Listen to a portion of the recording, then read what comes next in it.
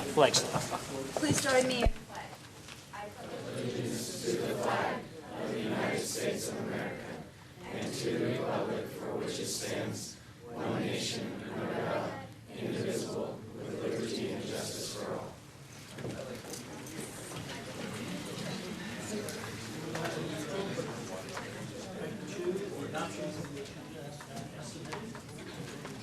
Make a motion. Second. We have a motion and a second. Any input from the audience? Any comments on the agenda before it's adopted? Seeing none.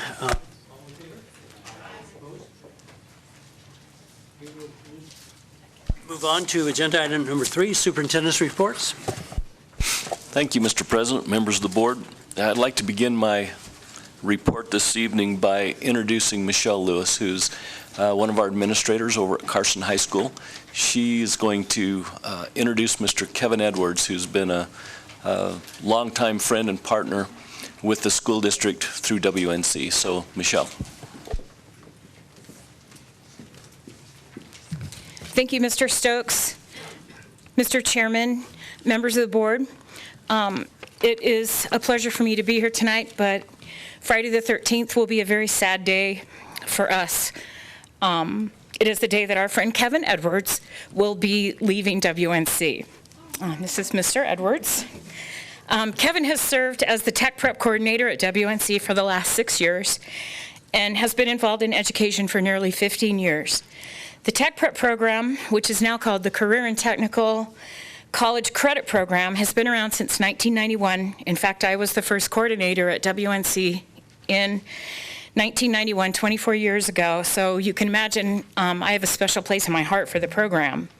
It is the program that links our CTE programs with the college's CTE programs and allows our high school students to earn college credit before they graduate from high school.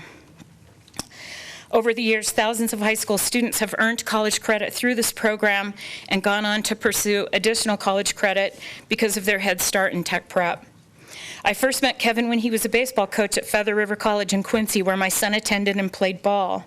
When the baseball program started at WNC, Kevin was immediately recruited to help with the team. He was a wonderful coach, but found his niche when they asked him to serve as the outreach coordinator and then the tech prep coordinator, or as we now call it, career and technical college credit. Kevin has always gone above and beyond the call of duty to help serve our students. He has always been there to meet and greet students and get them excited about pursuing education past high school.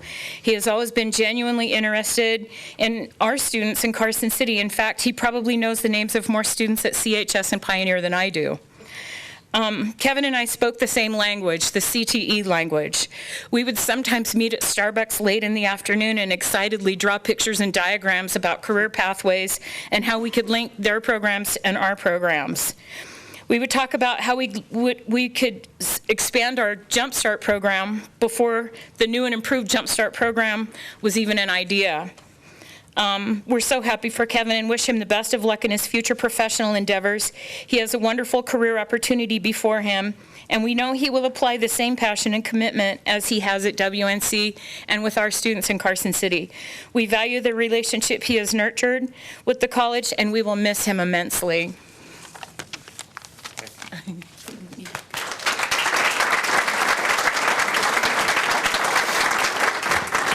Mr. President, would you like to join me for this presentation? I would just like to add my sentiments to Mrs. Lewis. I've known Kevin for a number of years. He came along and really helped design and put together many parts of our strategic plan.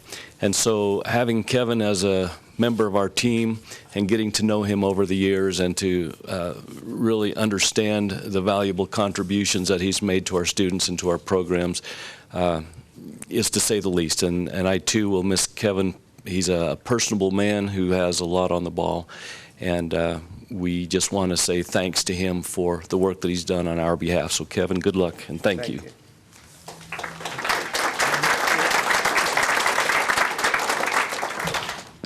Let me, I'm going to read this just so we get it in the record here. This is gratefully acknowledges Kevin Edwards in appreciation for your work and dedication to the education and the children of the Carson City School District, March 10th, 2015. Let me just add a few words to follow up with Richard. It's nice speaking from down here. Kevin has been with us, from day one with our strategic plan. And most of you know that. He was there at the initial meetings. He stayed with the committee on curriculum that matters. He was also instrumental in bringing the engineering program, the project Lead the Way. He was on the phone just making those things happen. He was one pushing for the e-portfolio, the one-to-one mobile devices. And then beyond that, I consider Kevin and Michelle, they're the architects of what's happened in the last 3 years. It's just a continual transition of our kids up to WNC. I've observed Kevin just working with all these kids, just taking the time, just sitting down with them and just walking them through things to make sure that they feel comfortable and wanting to go on forward. He's done this not only for Carson, but for all the other high schools in the region. So I think we are surely going to miss Kevin. So, Kevin? Thank you. Hey, thank you. Kevin Edwards, Western Nevada College. And, I've worked with Carson City Schools for over 6 years as a role of baseball coach and the tech prep coordinator. And I've never invested my time, neither has anybody in the Carson City School District, in any of these initiatives to serve our students for the credit. And that's what I like most about working with the Carson City Schools. It's a class act, and there's just a room full of doers every place I go.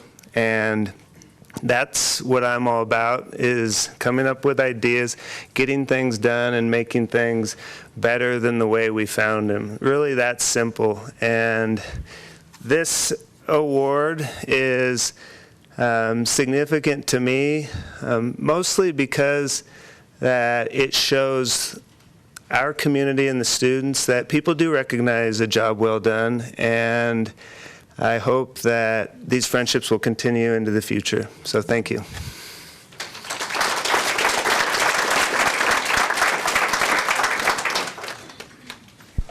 Mr. President, members of the board, carrying on with my report, our culinary arts program at Carson High School has done yet another amazing feat, and I would like to bring up our instructor, the irrepressible Penny Reynolds.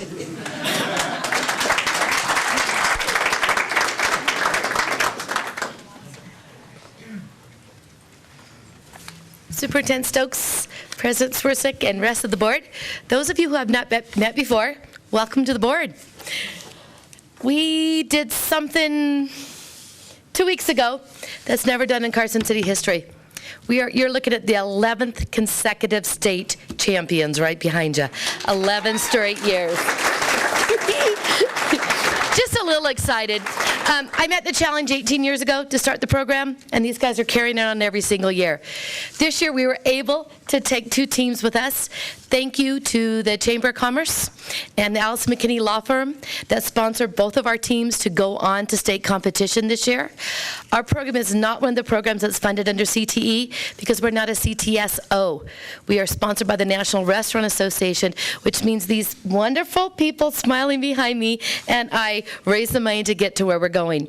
This year, our second team, which was all first-year competitors, first-year students in my class, walked away with 4th place in the state. So I'd like to introduce our 4th place team first. Oh, I'm Kiara Bell, and I'm a junior. I'm Rebecca Mariner, and I'm a sophomore. I'm Katie Gutierrez, and I'm a junior. And I'm Tyler Legier, and I'm a sophomore. And can one of you guys tell them the most important thing you learned by going to competition? Go, Tyler. Always have everything that you need with you. And Tyler, what does that mean? We actually didn't have our gelatin that for a panna cotta that is kind of needed for a panna cotta, and so, yeah, kind of does a lot. Bring it up here, Max. The 5 that just stood behind me are state champions. They came home from Las Vegas with $32,000 each in their pockets in scholarship dollars. That's why we do Pro Start. It's for the kids. All the extra hours. If we get any closer to you, you're going to smell us because we've been practicing today because we're on our way to nationals next. But I'm going to have the team introduce themselves to you. Okay, I'm Dakota Martinez, and I'm a junior. I'm Leslie Villanueva, and I'm a junior. I'm Christian Kivi, and I'm a junior as well. I'm Max DeMar, and I'm also a junior. And I'm Natalie Hackenberger, and I'm also a junior.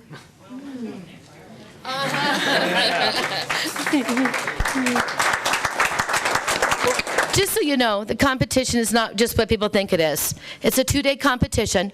Day 1, we didn't bring our books.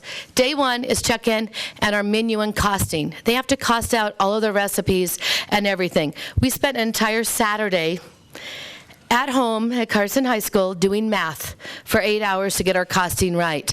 Both teams, I'm proud to say, did not miss a single math thing on it. Both teams are the only ones in the state that got 100% on the mathing and all the menu costing. So it's a big, big thank you to these guys as calculator work. Then the second day, they have two burners, no running water, no electricity, 2 8-foot tables. A team of 5 to present a main dish, an appetizer, and a dessert. And they have 1 hour to do it in. Then they get critiqued on also their funnest thing they do, and that is fabricate chickens. They have to take a chicken, break it down into their 6 parts, not 8, 6 parts this year, have to demonstrate 4 knife cuts, and then enjoy talking with the judges for the rest of the time. So here's our team again. We are having a huge fundraiser to get us to nationals. Nationals is a lot closer to home this year. It's in LA, but the problem is it's at a very expensive place in LA, the happiest place on the earth. So you will be seeing them, and the neat thing is this year it's being filmed by 3 national programs. Bravo TV, Good Morning America, and the Food Network are all picking up the competition this year.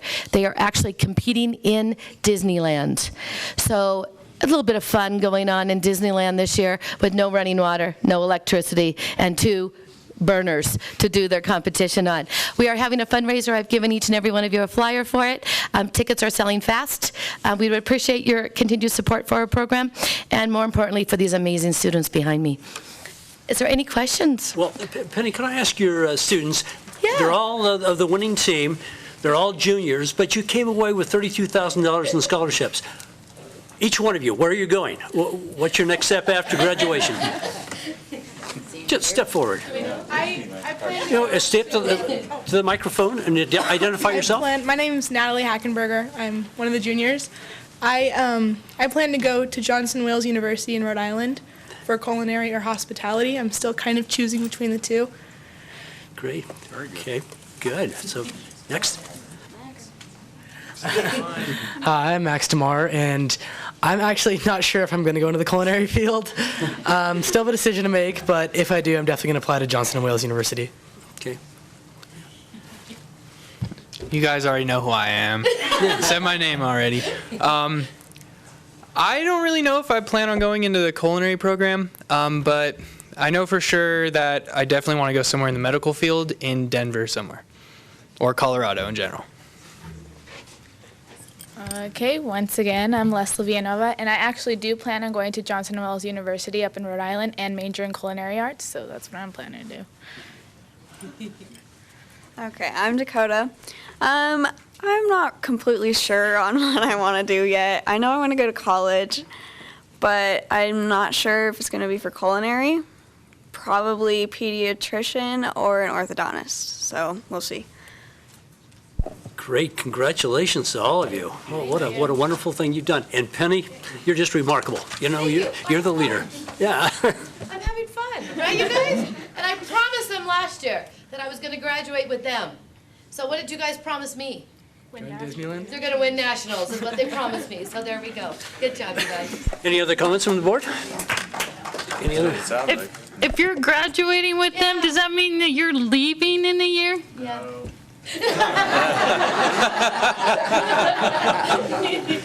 That's the immediate plan. Yes, it is, Stacy.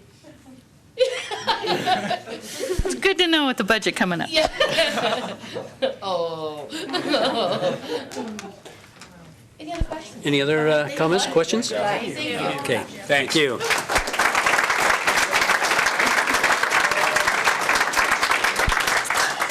Mr. President, members of the board, we do have more champions to introduce to you this evening.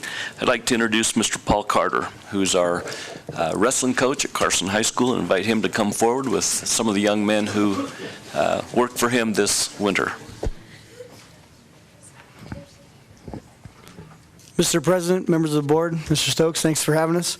My name is Paul Carter. I'm the head wrestling coach. This is my second year there at the head position. This is my, I believe, 7th or 8th year there coaching wrestling.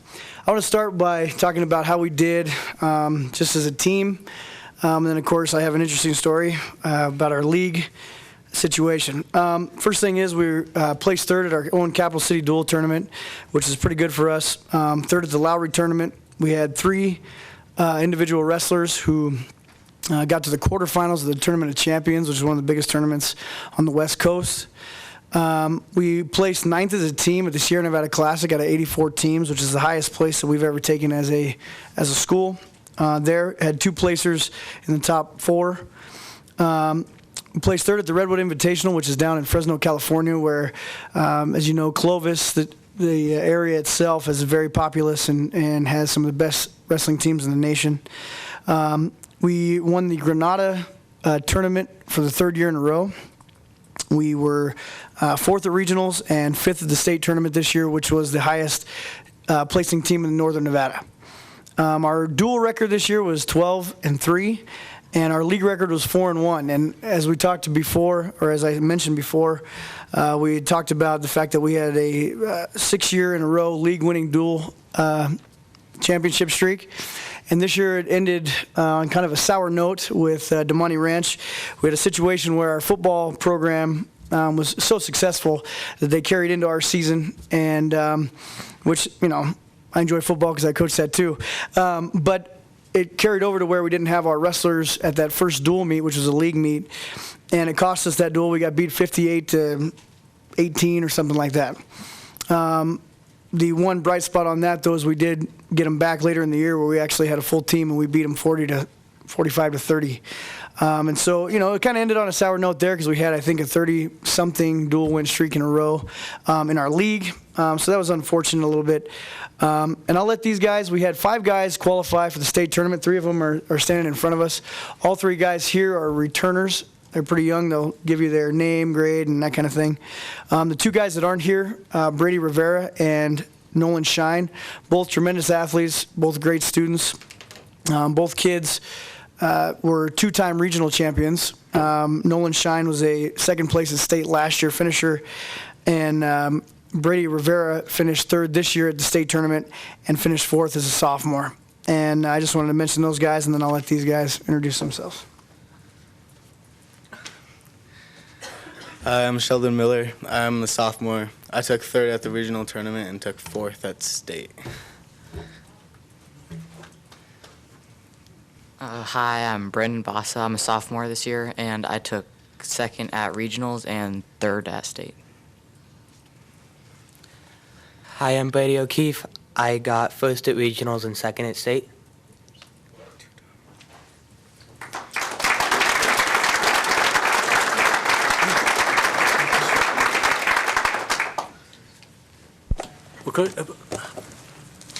Let's find out where these guys are going now. Okay. I mean, you're 2 of you are pretty young. So how about the gentleman here that just finished 2nd? Hi, I'm Brady once again. I plan on going to college, not quite sure where yet, but hopefully on a scholarship and hopefully close to home.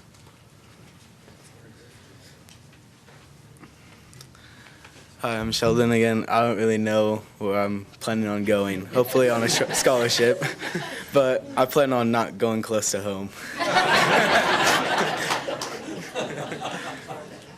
Hi, I'm Brandon, and I'm hoping to get a scholarship in the engineering field.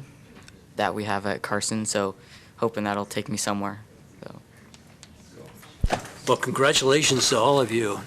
And Coach, just one comment. I'm glad to see you keep this Hall of Fame event going on now. This was the second year that you had this? Yeah, this is the second year that we had a Hall of Fame inductees for the wrestling program at the high school. Our first year, we inducted 3 guys, Big Blood. See, now I'm drawing a blank. Scott Coleman, who was the only 2-time state champion, and then a guy named Bobby Griner.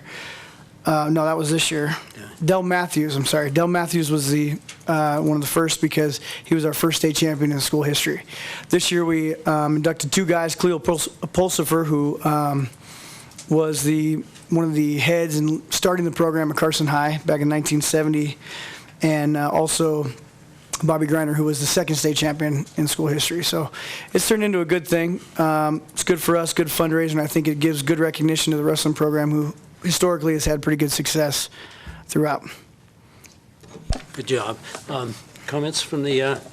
No, it was just really good to see how hard your kids worked those first 2 meets when you had half a team, and for you guys to show up and still hold that Carson pride and keep going with the mats even though the record was in shape was truly made me very proud to be a Carson Senator. So I did want to thank your team and the people, because it's got to be hard to go out and you've only got half your team. So we do appreciate you guys showing up and doing your 110%.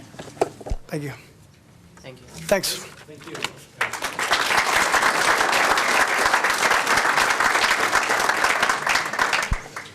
Mr. President, members of the board, next I would like to introduce Coach Carlos Mendiguia, who this year was recognized by his peers as the Sierra League Coach of the Year and Northern Regional Co-Coach of the Year, and he's here with some of his boys from the varsity basketball team.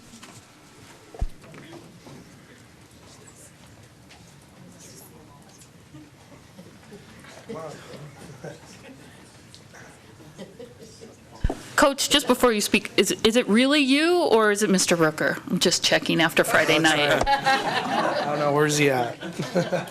I'll let him speak.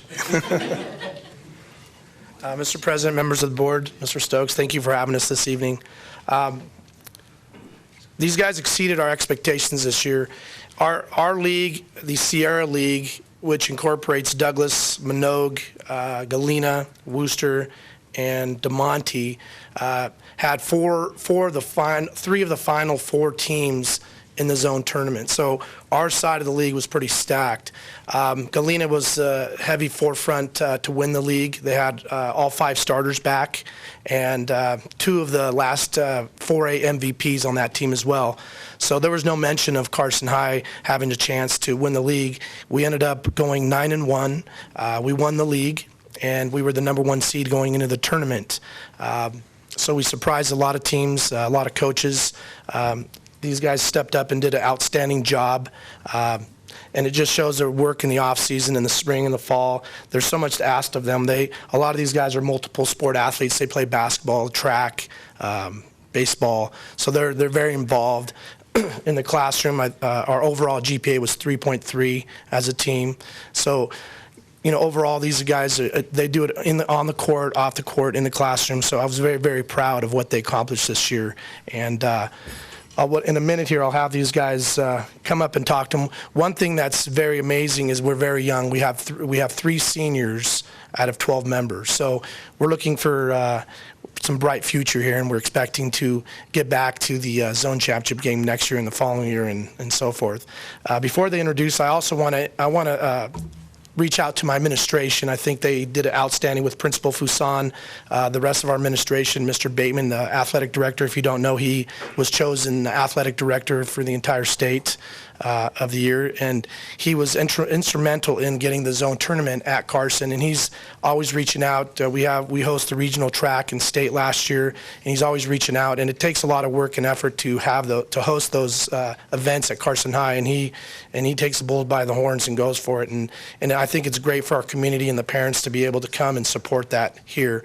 I also want to thank the community. I think we had an outstanding showing of support at the tournament.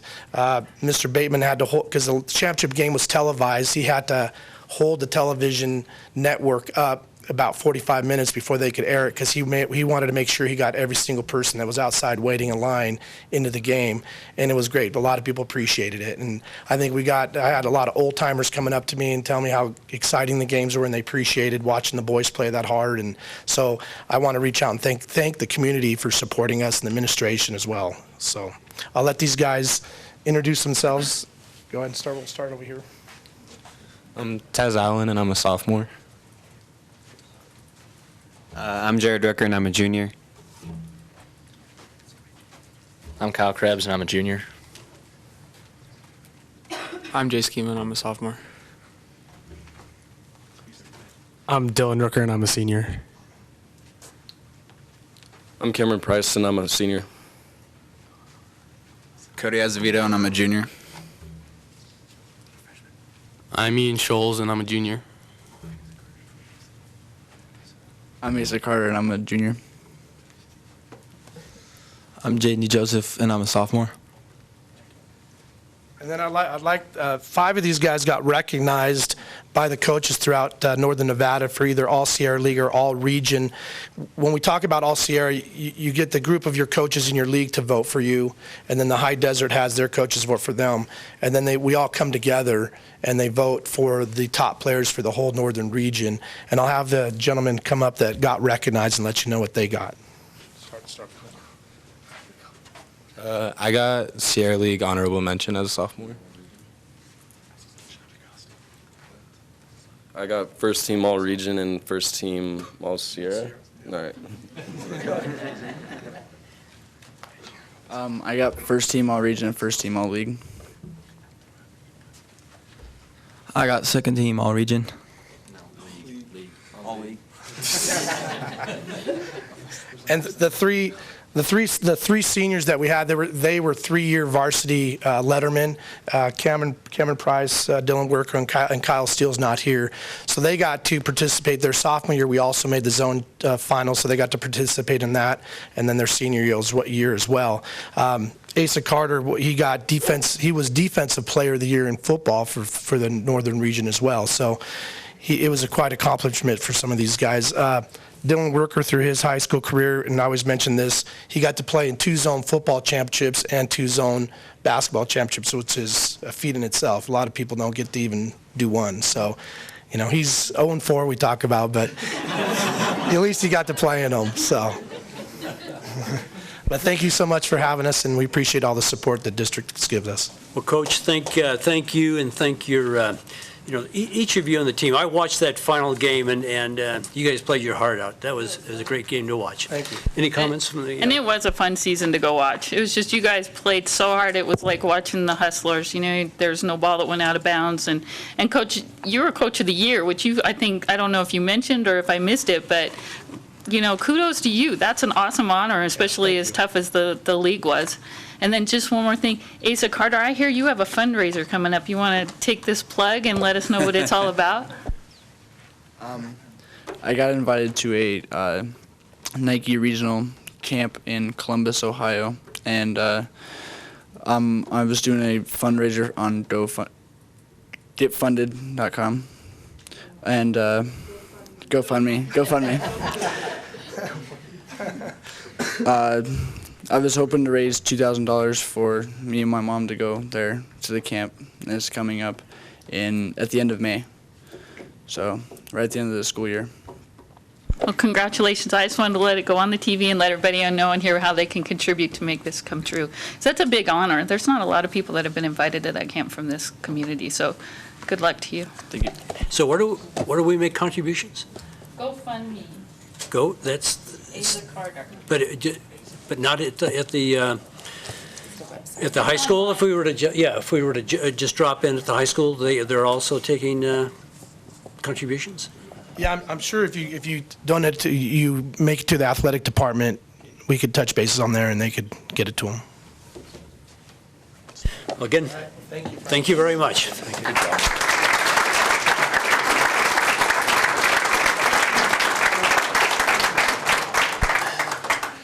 Mr. President, members of the board, I am also very proud to introduce members of our Carson High School boys ski team, who this year were able to bring home one of our coveted NIAA Academic State Awards. And so here to introduce the team, we have Mrs. Adrian Schneider-Evans. And Adrian, welcome. We're happy to have you with us. We're happy to be here. Adrian Evans, my important assistant coach, Chris Carter. And with that, I would like Brennan to speak.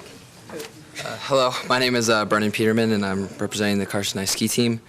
We won the Academic State Champion Award for the boys ski team, and we had the highest GPA out of 25 schools, which was it was about like a 3.83, I believe. And we won this cool plaque and everything. And I'd like to introduce all these guys. Well, we only have the 6 of us, but I'm Brennan Peterman. I'm a freshman. I'm Richard Stock, and I'm a freshman. I'm Noah Jerome, and I'm a freshman. Max again. I'm Matt Gunkel, and I'm a freshman. Carson Law, freshman. And we're missing a few freshmen. Yes, 90% of our team this year are freshmen. Yeah, and then we had junior. We had a couple juniors and one senior who actually couldn't make it tonight. But we won this, and then actually we had a few of the ski team, and we made a ski team movie, and we actually put in a contest, and we won $1,000 for our ski team. So,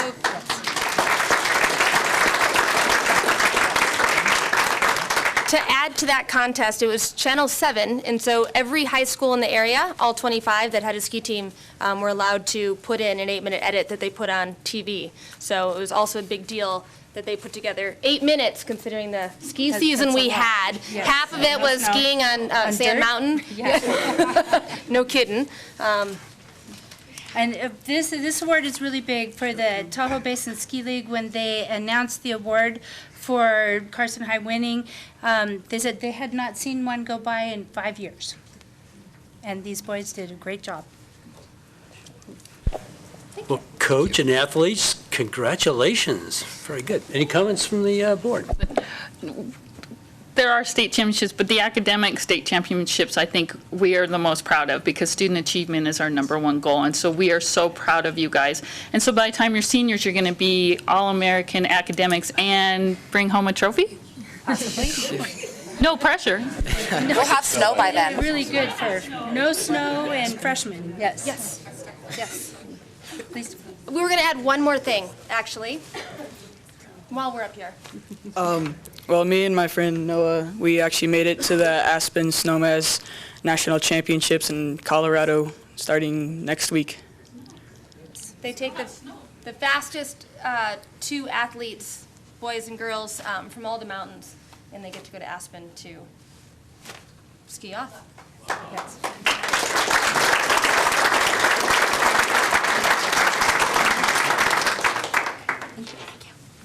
All right.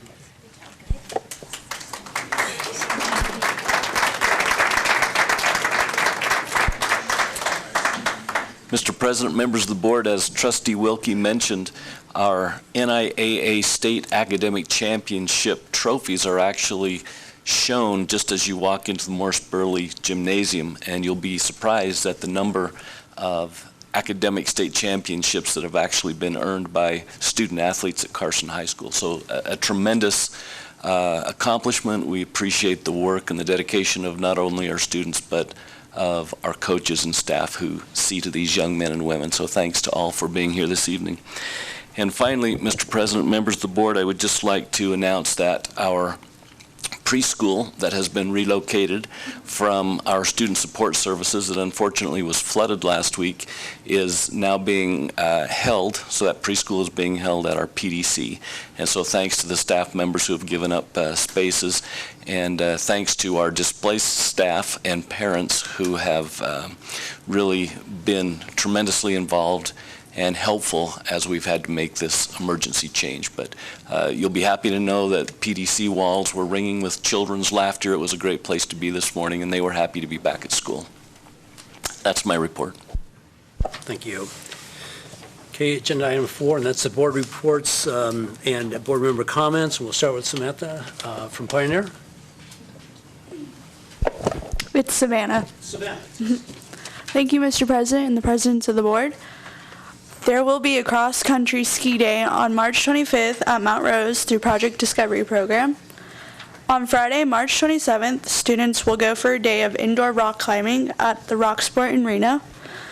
And on Sunday, Pioneer has the pleasure of sending a team of 5 students to Las Vegas for the annual HOSA's competition. Each year, HOSA brings health careers education to life through a rigorous 3-day competition of knowledge, performance, skill, and leadership capabilities, all aimed at developing, encouraging, and recognizing the brightest future healthcare professionals. Good luck, Pioneer Panthers. We still have a few doghouses to move, and they all must go. Give Mr. Johnson a call and make a deal. And it is not too late for seniors to order cap and gowns for graduation. Contact Connie at the main office for details. Thank you. This concludes the activities, events, and announcements for Pioneer High School. Thank you. And Jake? I also respond to Elton John. I mean, I was hoping for the boa tonight. we don't speak of the boa. So as she mentioned for Pioneer, we also have our HOSA state competition. We're sending multiple teams down this year, and they are going to try to do a great job as they have in the past.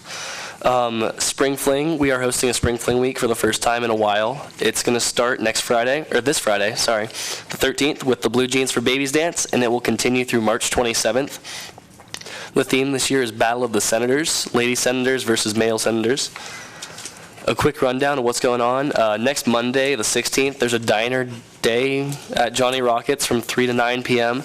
All proceeds, or not all proceeds, but I think 15% of each meal, or the 50% of the money will come to Carson High. That's what that's called. Tuesday is going to be a twin dress-up day with no events that day. Wednesday is our Dude Be Nice initiative day. It is Mike Smith is a professional speaker, and he will be coming in to our gym and speaking for us, the entire school, in an assembly. And he's an amazing speaker, and his initiative is Dude Be Nice. It's just be nice to everyone around you, be nice to anyone, no matter what. His story is amazing, so for any of you guys on the board, if anyone wants to come and watch that, watch him speak next Wednesday at about 12:45 in the big gym, please do, because he's an amazing speaker and he's a great man. Thursday is Mathletes versus Athletes dress-up day, and Friday is Extreme Blue and White with girls wearing white and boys wearing blue. We also have a Pack the Performance for our opening night of Pippin that night. The following Tuesday is a Super Smash Brothers Wii gaming tournament from 6 to 8 p.m. And the highlight of the week is female flag football. It's going to be the 26th and 27th of March. Girls, teams of 12, are going to sign up, and it's going to be flag football, so that'll be incredible. Especially Coach Carter's team. He's agreed to coach one of our teams, so we already have our champion right there. And then we also have, throughout the 2-week period, we're going to have a little competition between the guys and the girls. So for every guy that shows up at an event, the guys get 1 point, and then same for the girls. So every bit of participation counts. So on to regular announcements. Thursday night, the 12th, is our freshman orientation night kind of thing. It's for incoming 8th graders, for their parents to come in at 6 o'clock in the library. Friday the 13th is the Blue Jeans for Babies Dance at 7 p.m. in Center Square. This Saturday the 14th is an SAT swim meet at Douglas at 9 a.m. and a track meet at Carson at 9 a.m. as well. And then a varsity baseball game against Reed at home at noon. Monday the 16th, as Mr. Stokes said, is a professional development day and the Johnny Rockets fundraiser. Wednesday the 18th is a golf tournament at Genoa Lakes Golf Course and Mike Smith as well. Thursday the 19th at 3:45 is varsity baseball at home against McQueen and Choir Palooza at 7 p.m. in the big gym that night. Friday the 20th is a home swim meet at the Aquatic Center across the street, and the 20th is the opening night for Pippin at 7 p.m. The general admission tickets are $12 and students are $5. Tuesday the 24th is the Super Smash Bros. Tournament. And then female flag football games, as I said, the 26th and 27th, they will be from 3 to 5 p.m. and 6 to 8 p.m. on the 26th. Then the 27th are going to be under the lights from 5 to 8 p.m., just like the boys do it in the fall.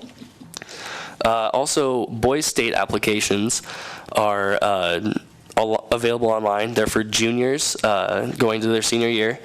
It's an incredible program. I'm going to be a counselor there this year, so I mean, get to see my bright and shining face every single day for a week. It's a great program at UNR. It will be free. It's free to attend if you're chosen as a participant. It's really eye-opening. It's for politics, but it's really not about the politics. It's about the leadership and the fun you have. So that is available on nbs.org, and they're due at the end of this month. Carson High is very excited for the next few weeks, and I thank you guys, and that concludes my report. Thanks, Jake. Steve?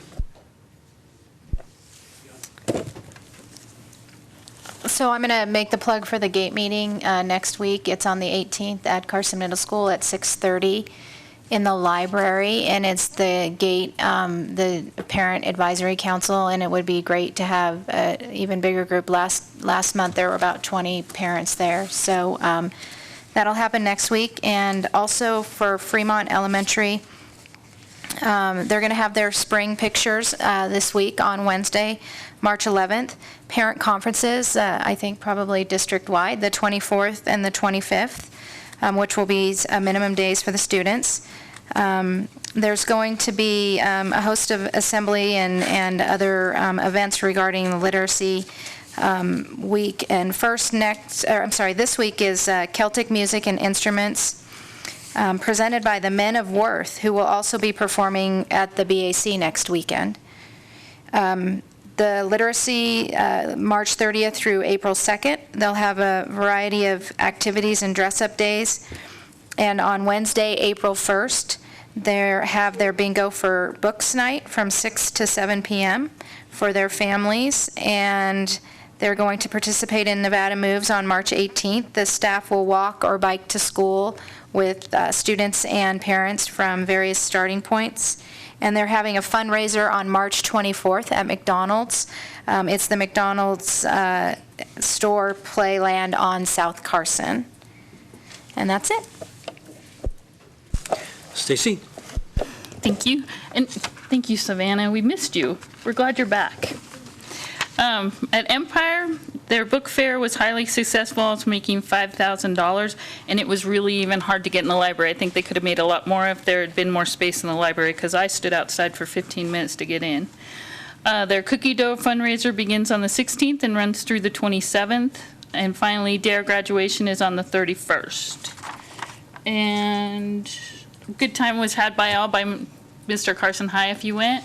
We enjoyed seeing Jake in a different light, and also it was great seeing Mrs. Walls. I can't thank the cheerleading staff enough for bringing her back. I was afraid to see who was going to MC, and totally enjoyed seeing Mrs. Walls back. So that concludes my report. Okay, Ryan? All right, for, let's see, Bordewick. On Wednesday, March 11th, they at 6:30 p.m., it's Family Arts and Crafts Night, sponsored by the PTA. Thursday, March 12th at 6:30 p.m., they're having a family reading night sponsored by the Parent and Family Involvement Committee. They had a great turnout last week for the All-Pro Dads Breakfast on March 6th. The next one will be April 3rd. They're gearing up for the end of the third quarter. This Friday they have their 90 Minutes of Excellence on Friday, March 13th. They're going to celebrate the end of the quarter and Dr. Seuss's birthday. And then the Bordewick Choir will be performing with the Capital City community. I think probably a lot of folks had these down too. On March 15th, they'll be performing with the Capital City Community Band. March 18th is Nevada Moves Day, and all the students are encouraged to walk to school. March 19th is Choir Palooza at 7 p.m. at Carson High School. March 20th is the third quarter awards ceremony, and map testing is underway, and so it's a very busy time at Bordewick Bray. And they want to thank all their parent volunteers and their PTA for being so supportive of all their programs. On to Mark Twain. Mark Twain's PTO is still selling Reno Aces vouchers for the April 19th game. It'll be Mark Twain Day at Aces Ballpark, and their students will be singing the national anthem. So if anybody would like to go, or even just purchase a ticket and not go, it'll help them. Mark Twain is having a book fair on 3/12/15. They're having an ice cream social sponsored by the PTO, also the same day. And then they also have spring map testing going on right now. And then they have a 3rd grade spring music concert on March 25th. Laura? Last week at Fritch was a busy week with Reading Week, book fair and family pizza night hosted by the PTA on Tuesday. They fed about 300 and Mrs. O'Neill's book fair was very successful. On Friday, they had their Hop on Pop breakfast where they celebrate Dr. Seuss's birthday, and we do so like green eggs and ham at Fritch. About 200 people were fed breakfast that morning. Next week, early in the week, I know with no school on Monday, Tuesday, I don't know all the classes, but my son's science fair project is due on Tuesday. So parents, your weekend is already planned for you. Also, Fritch students will be sending students to Choir Palooza next Thursday. And for those of you who don't know, Choir Palooza is like Bandorama, only with the choirs. And you've got your elementary, middle school, and high school choirs. Also, I wanted to announce at Carson Middle School tomorrow is Bring Your Dad. It's hosted by Watchdog, so it's bring your dad or uncle or older brother or whoever you want to bring to lunch. And students who bring their dad to lunch will earn a dress down day if their dad will pick it up for them. And also I wanted to thank Mrs. Lewis for the CTE tour that she did for several board members and Mr. Urquiagua last Friday. I really appreciated having the opportunity to see all the things that are going on at Carson High. So that's the end of my report. I have to apologize, I don't have a full report. Yesterday I broke down between Tonopah and Belmont, and my notes are in the car, which is still there. But I made it back here. If you ever broken down out of the way, that's the place to do it. Yeah.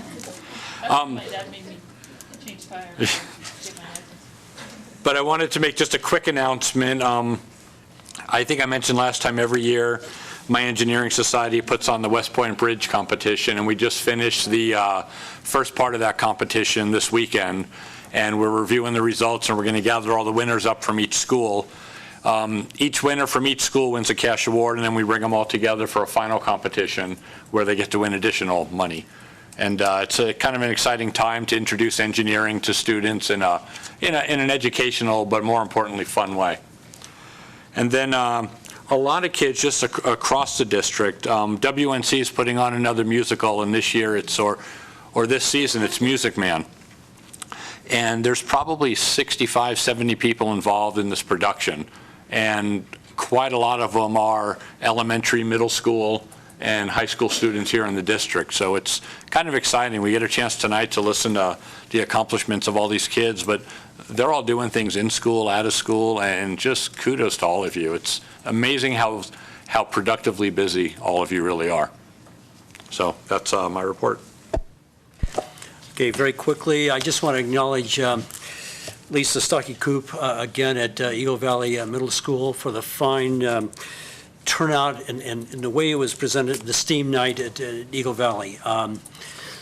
You know, one of the benefits that I got out of that in talking to one of the representatives from UNR, their School of Engineering, found out that they have a mobile lab that they come to the elementary schools and actually have hands-on projects. There's a 10-step sequence of courses for the kids to do to get them interested in engineering. And with that contact, we're well on our way to doing one more thing for the kids here at Carson. But again, Lisa Stockey-Coop just did an outstanding job. Also want to acknowledge the Early Childhood Forum that was held on Saturday, and a tremendous turnout. And again, the interest in pre-K and early childhood education is right at the top of its game, and we've got that in the strategic plan, and you know, we got to just find a way to make this thing happen. And then lastly, I want to acknowledge our high school band and choir members, some of them with the U.S. Air Force Band that was, Dave was part of that, or at that. Sellout crowd at the community center, and members of our band played along with the U.S. Air Force Band, and this was just a band that's excellent. I mean, way beyond. And our kids got to participate in that, as well as some of the choir members. So it was a great night for the Carson City School District. And with that, that's it. Okay, we're going to go to agenda item number 5, and that's association reports.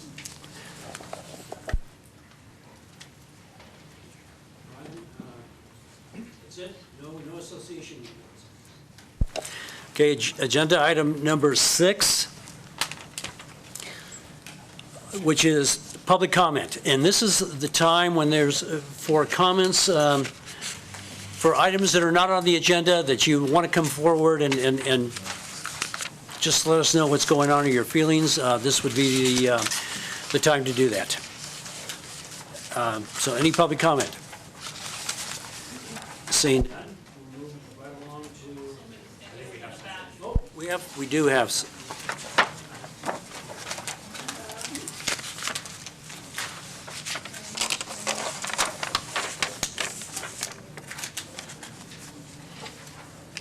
My name is Laura Segura, and I wrote you guys a letter this last week, and I sent it out. And not everyone here, I know Janice wasn't on the list, so she didn't get one, but I brought extra letters, and I would like you guys to consider my letter, please. If anyone didn't get a letter this week, I have more letters to give you.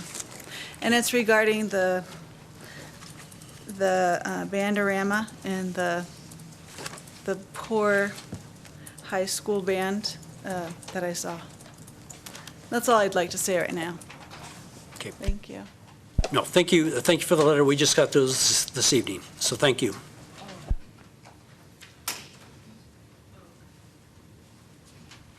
Going on to agenda item number 7, discussion and possible action to approve proposed changes to the following CCSD policy.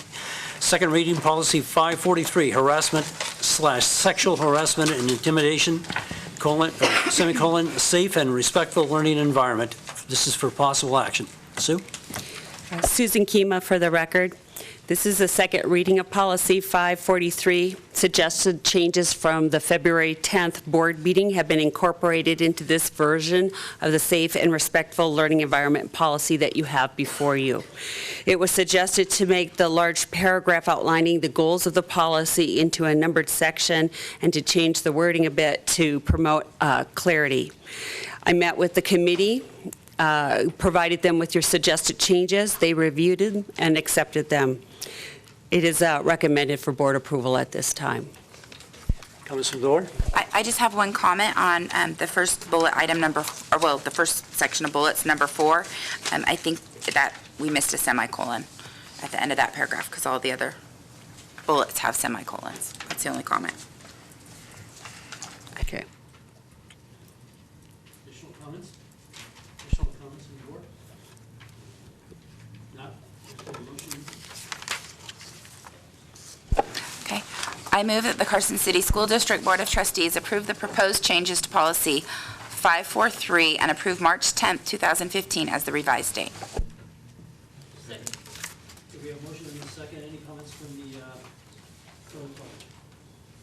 Seeing none? All in favor? Aye. Opposed? Okay.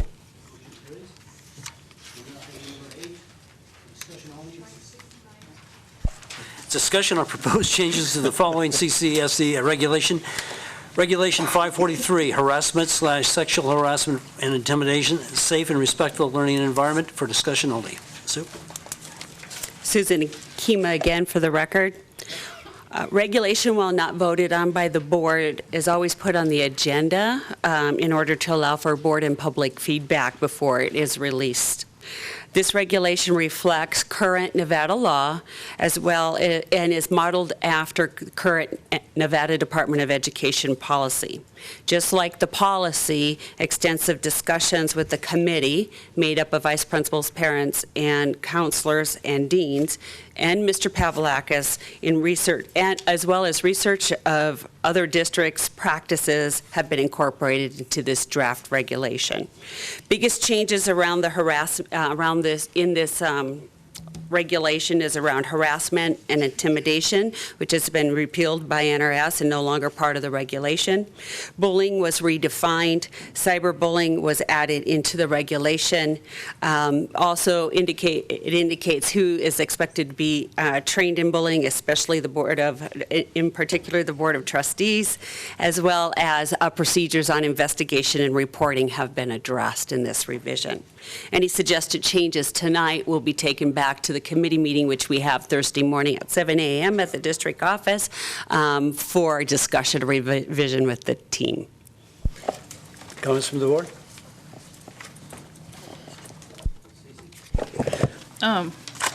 On our executive summary, it says that we're developing a communication plan for parents, staff, and students. Have we done that yet? Okay, so just to review some of the things that we talked about on February 10th, the board, this group is charged with several responsibilities. First, to look at policy. So not only this what I would say overarching policy, but our acceptable use agreement for technology will also be looked at because that involves cyberbullying as well. So it has a responsibility to look at policy, number one. Number two, address accountability. So we have a subgroup looking at how we're setting up for tracking bullying and reporting incidences in our Power School system. And then resources, we're right now starting to look at resources. We've met with Vicki Blakeney, who is a Nevada Department of Education consultant in the safe and respectful learning environment area of the state. She also happens to be a parent in our school district, so we've got a great, we've added her to our group along with Patrick Anderson to advise us as we go through this process. She's going to be helping us with resources, and then once we get the resources and the policies all in place, we have to develop a communication plan for our parent nights for parents to train on bullying and to give information and resources, develop our website, which is part of that communication plan, which is why we have also technology integration specialists on board, and then also track the activities that schools are doing so that we have them for reporting purposes. So we will be developing a communication plan. And I thought the committee knows that towards probably spring, towards the end of the year, or maybe first part of summer, I'm going to bring them in and introduce so that they can talk to you about the resources and the communication plan for fall. Ms. Kima, my memory is probably not serving me well, but how are collective bargaining agreements perhaps applicable to this policy?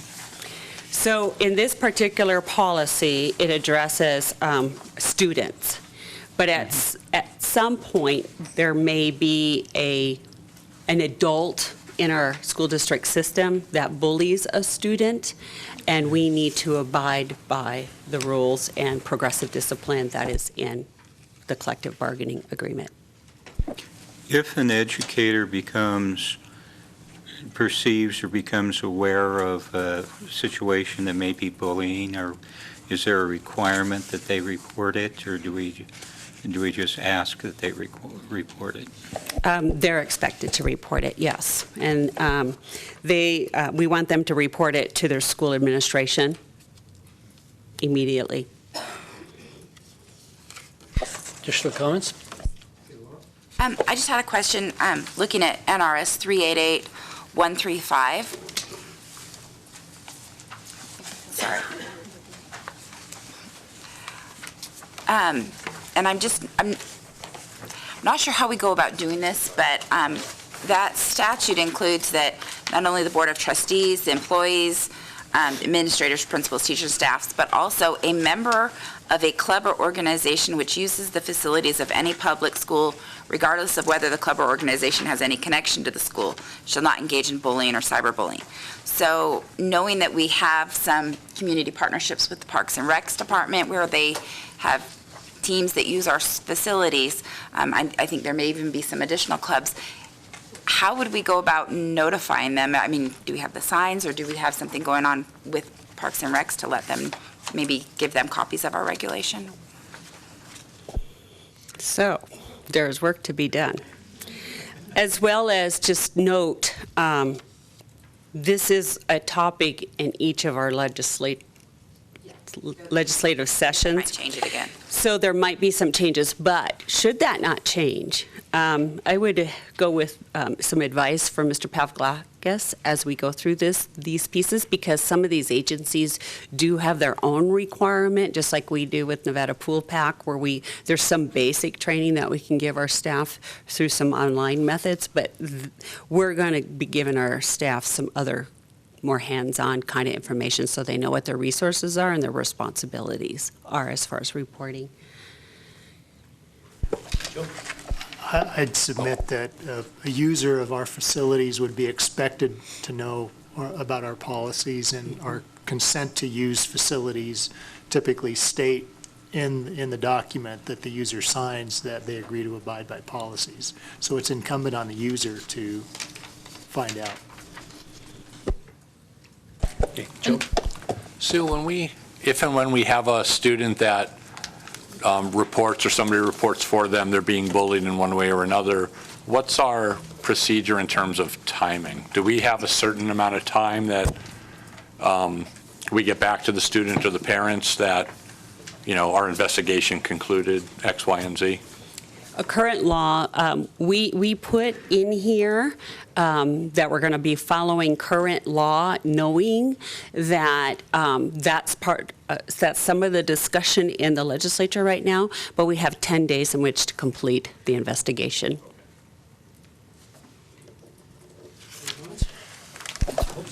Just to go back to Laurel's thing, and that might be something to put on the agenda when we meet with the city too, just to go over that while we're both in the same room with our community partners in the city agreements.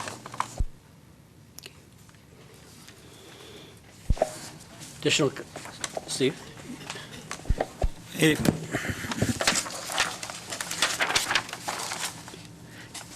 just a thought. It's just a thought, kind of. But I guess I'm concerned.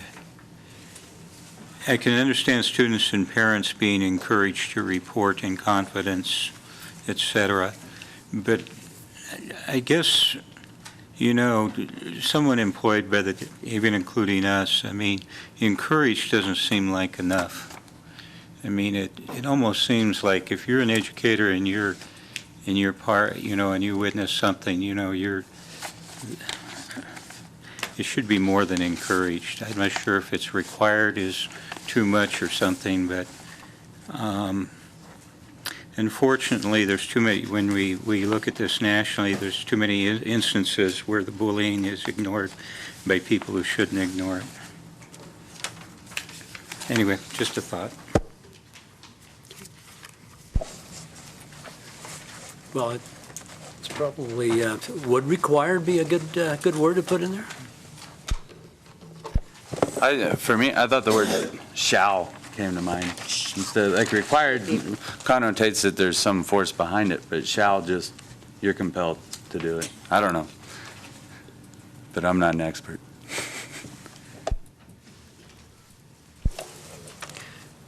Okay. I'll bring those up to the committee. Okay. All right, if there's no other, anyone from the audience would like to say anything on this particular regulation? Seeing none, we'll go to agenda item number 9, which is the discussion on proposed changes to the following CCSD policy and its first reading, Policy 710, tobacco-free school district facilities. For discussion only, Richard Stokes. Thank you, Mr. President, members of the board. The first major revision of Policy 710 occurred back in January 2007 that corresponded with the Nevada Clean Air Act. As you may recall, some of these changes occurred which prevented smoking in public places like schools and restaurants and other public areas like that. Really, at this point, I'm bringing it back in front of you for consideration because there have been some tobacco-like products that have now made it to the market and that have found their ways into the public and certainly into the hands of our school-age children. And so the biggest change that's part of this proposed revision would include vapor or e-cigarettes or any similar device that, along with any tobacco product, would also be considered a prohibited action.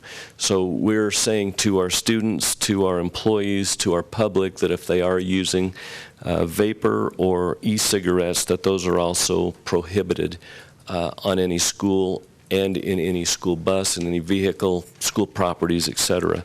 So this is a first reading, and we have had some situations where supervisors need this added authority in the policy so that they can give specific direction to staff members. And in addition, our schools have already taken this step with students and have changed the language regarding tobacco use in their student handbooks. So happy to answer any questions if you have any for me. Richard, I just have one. In the paragraph under students, in the second paragraph, what is a tobacco contract? In the first offense, schools will sit down with the individual student if they've been caught using, in this case, could be an e-cigarette or it could be an actual tobacco product. I should say a product where the traditional form of tobacco use, I guess. But the administrator would simply say, listen, you're not supposed to have this on campus. We would ask that you not engage in this activity, and if you do, it may result in a detention, suspension, something else. So it's essentially a warning where they ask the student to cooperate and to not engage in that activity. Comments from the board? Okay. Seeing none. Thank you. Okay, going on to agenda item number 10. Thank you. Agenda item number 10, it's discussion and possible action on proposed Carson City School District calendar for the 2015-2016 school year for possible action. Sue? Susan Kima again for the record.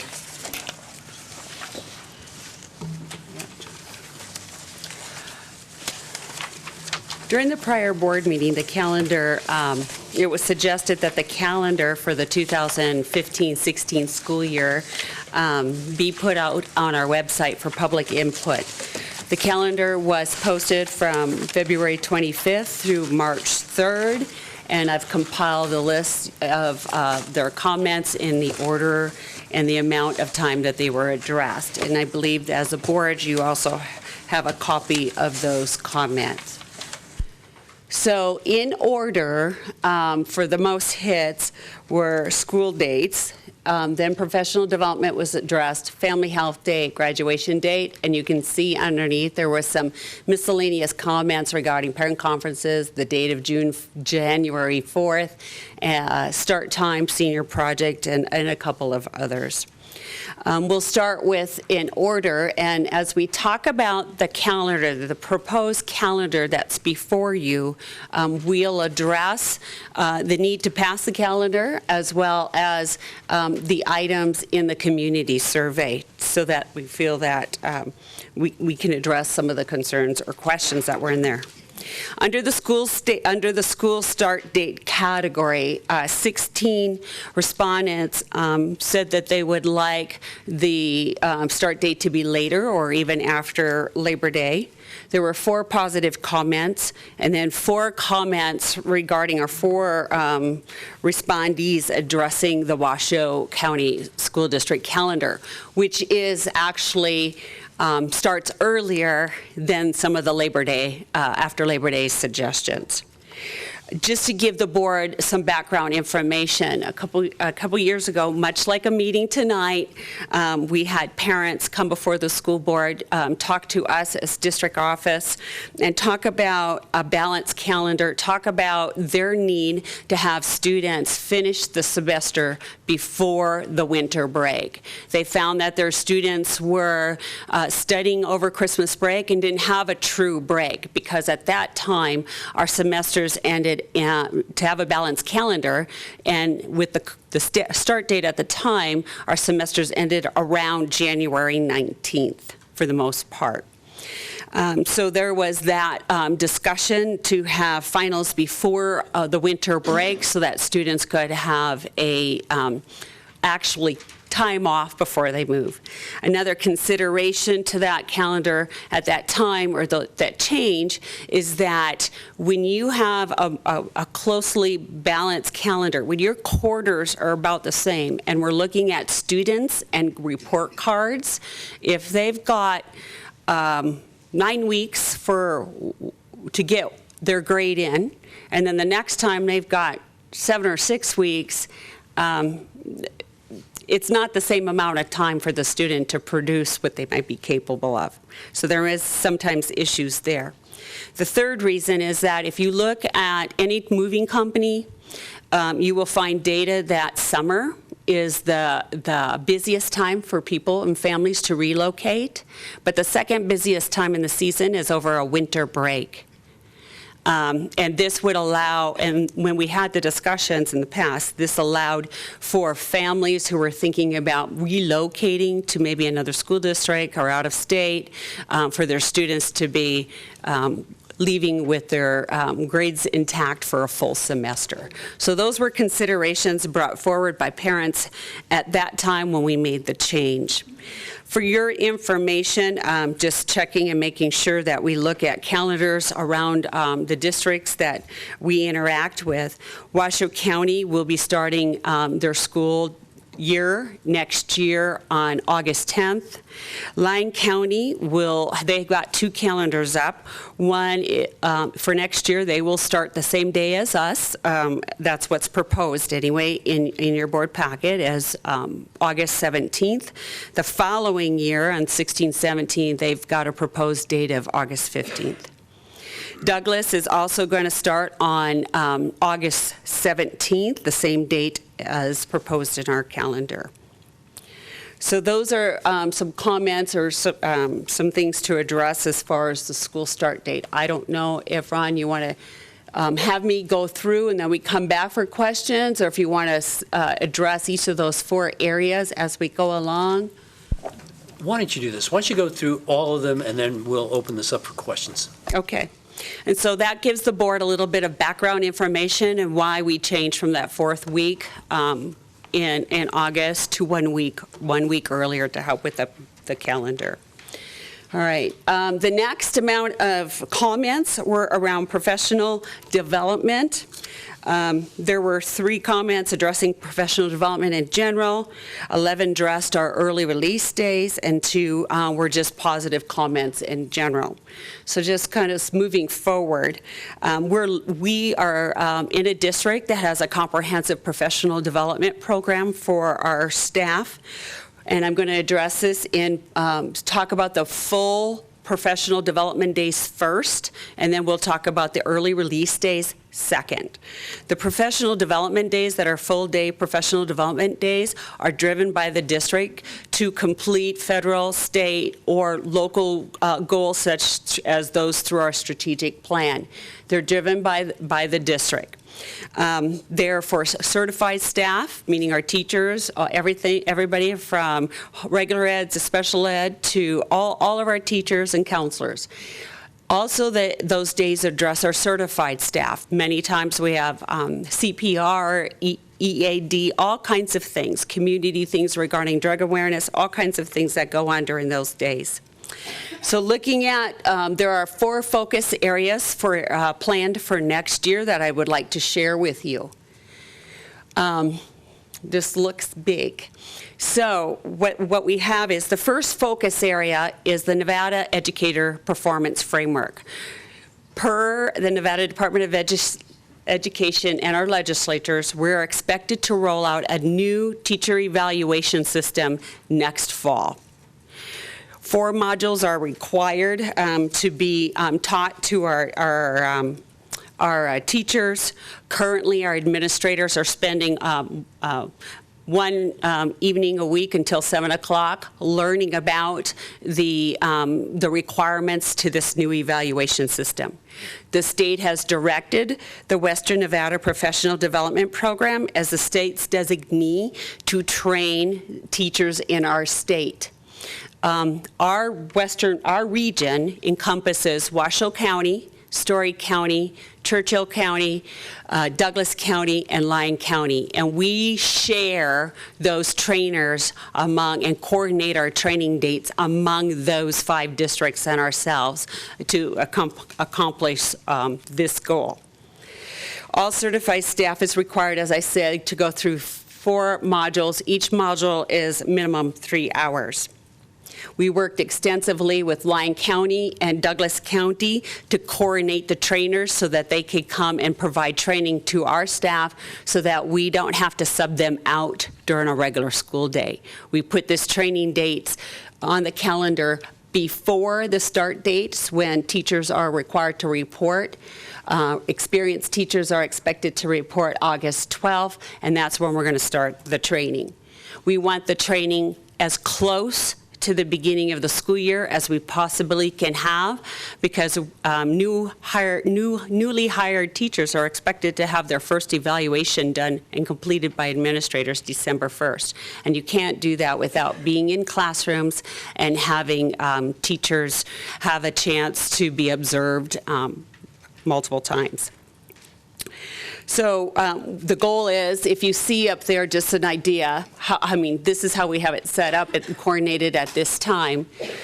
The first day back, the RPDP, the Western Regional Professional Development Program, will be training our secondary teachers. They'll be able to go through 2 modules of the Nevada Educational Performance Framework, which is what that NEPF stands for.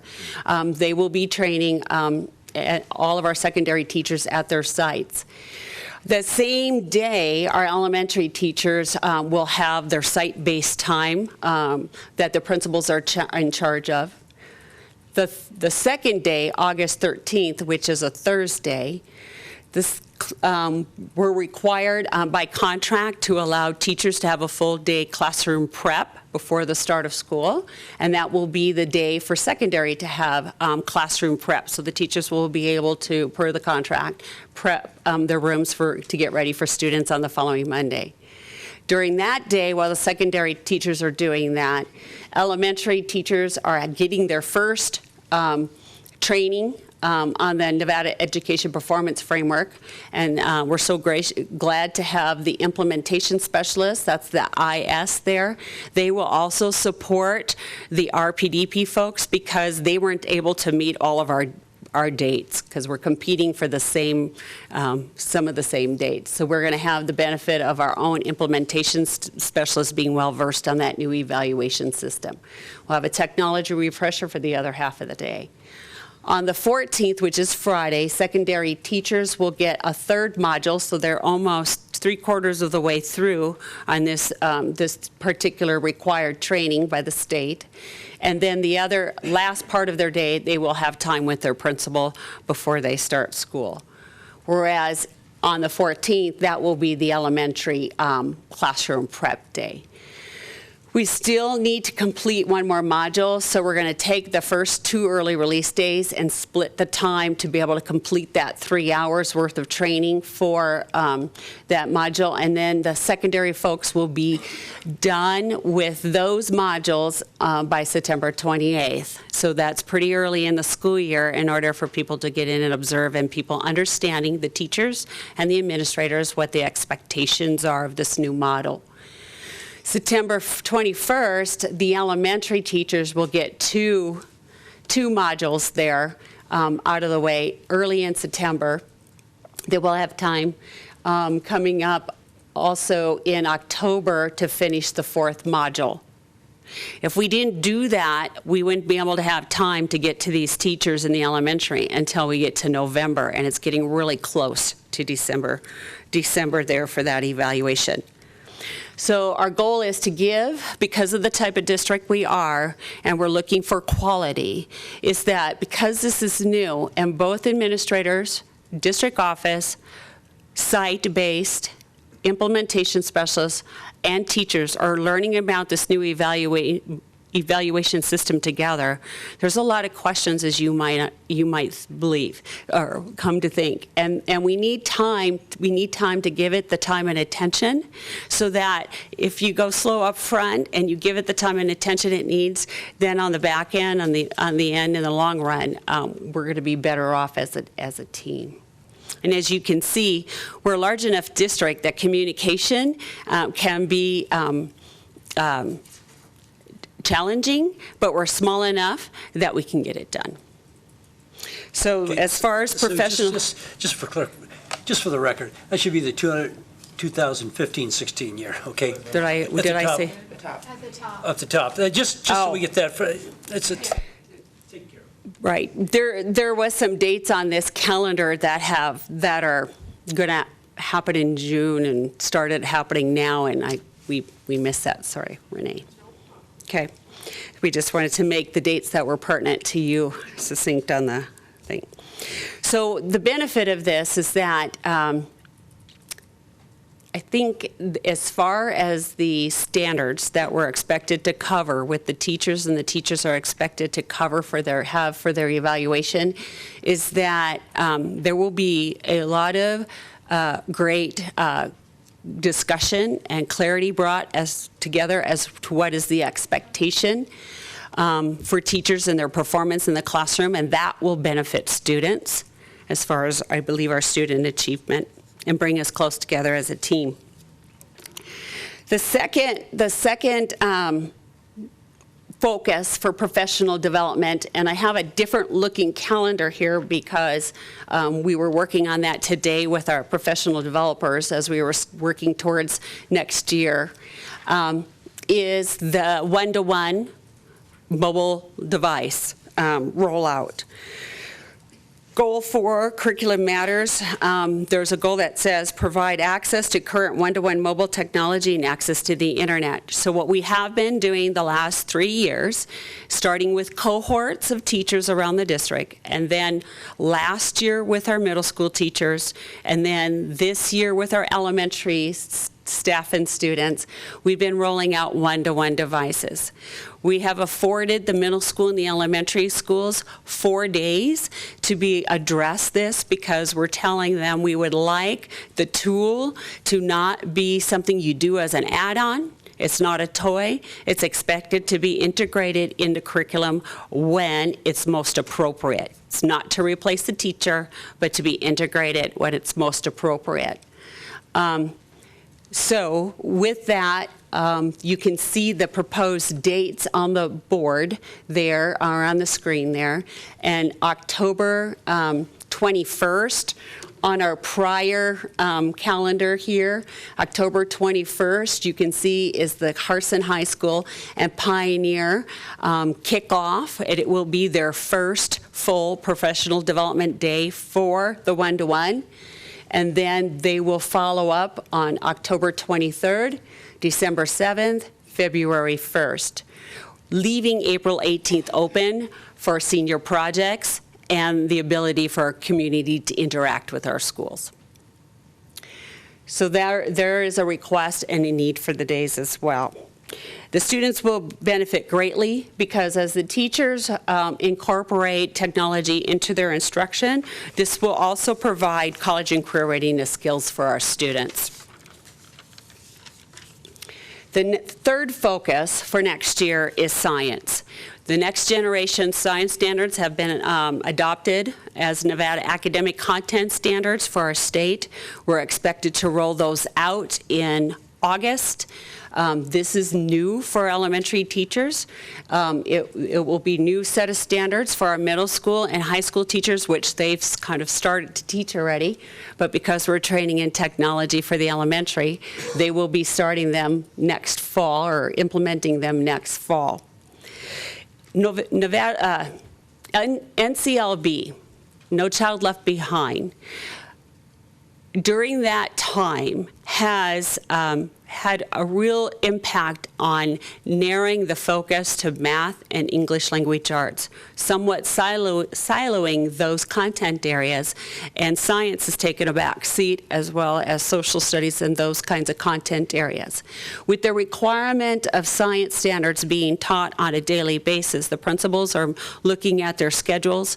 This also will promote STEM experiences for our students, because these new standards require to teach English language arts, writing, math, and then our own district initiative, technology, throughout the content.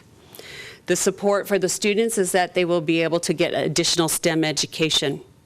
If you were a teacher in college and you come on out now, the standards that you might have been trained on in college are different, or they might be different for different grade levels. Doesn't mean that their background knowledge they can't take and apply. They will always do that because they're professionals and they're experts. But we need to make sure that, particular in our elementary levels and our middle school and high school level, that we give them the best pedagogy, that we give them the best content information, and we also allow for them to have time to integrate the other standards that they're required to teach throughout science. So that is going to be the take for elementary training next year on each of the days. October 23rd is a different day than the other Mondays, because there's an opportunity for our teachers to go to Reno to a national science conference. And to get bang for our taxpayers' buck, I mean, we don't have to have plane tickets, hotels, and we get to send more people for a national experience to happen in Reno on the very year that we're required to begin these new science standards. We can't get any more professional than that kind of a kickoff.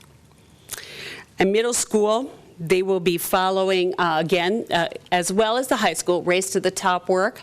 And like we said, we're just meeting with our group today, and had not had time to go back and work with Mr. Perdere on, Dr. Perdere on what his goals are for the middle school.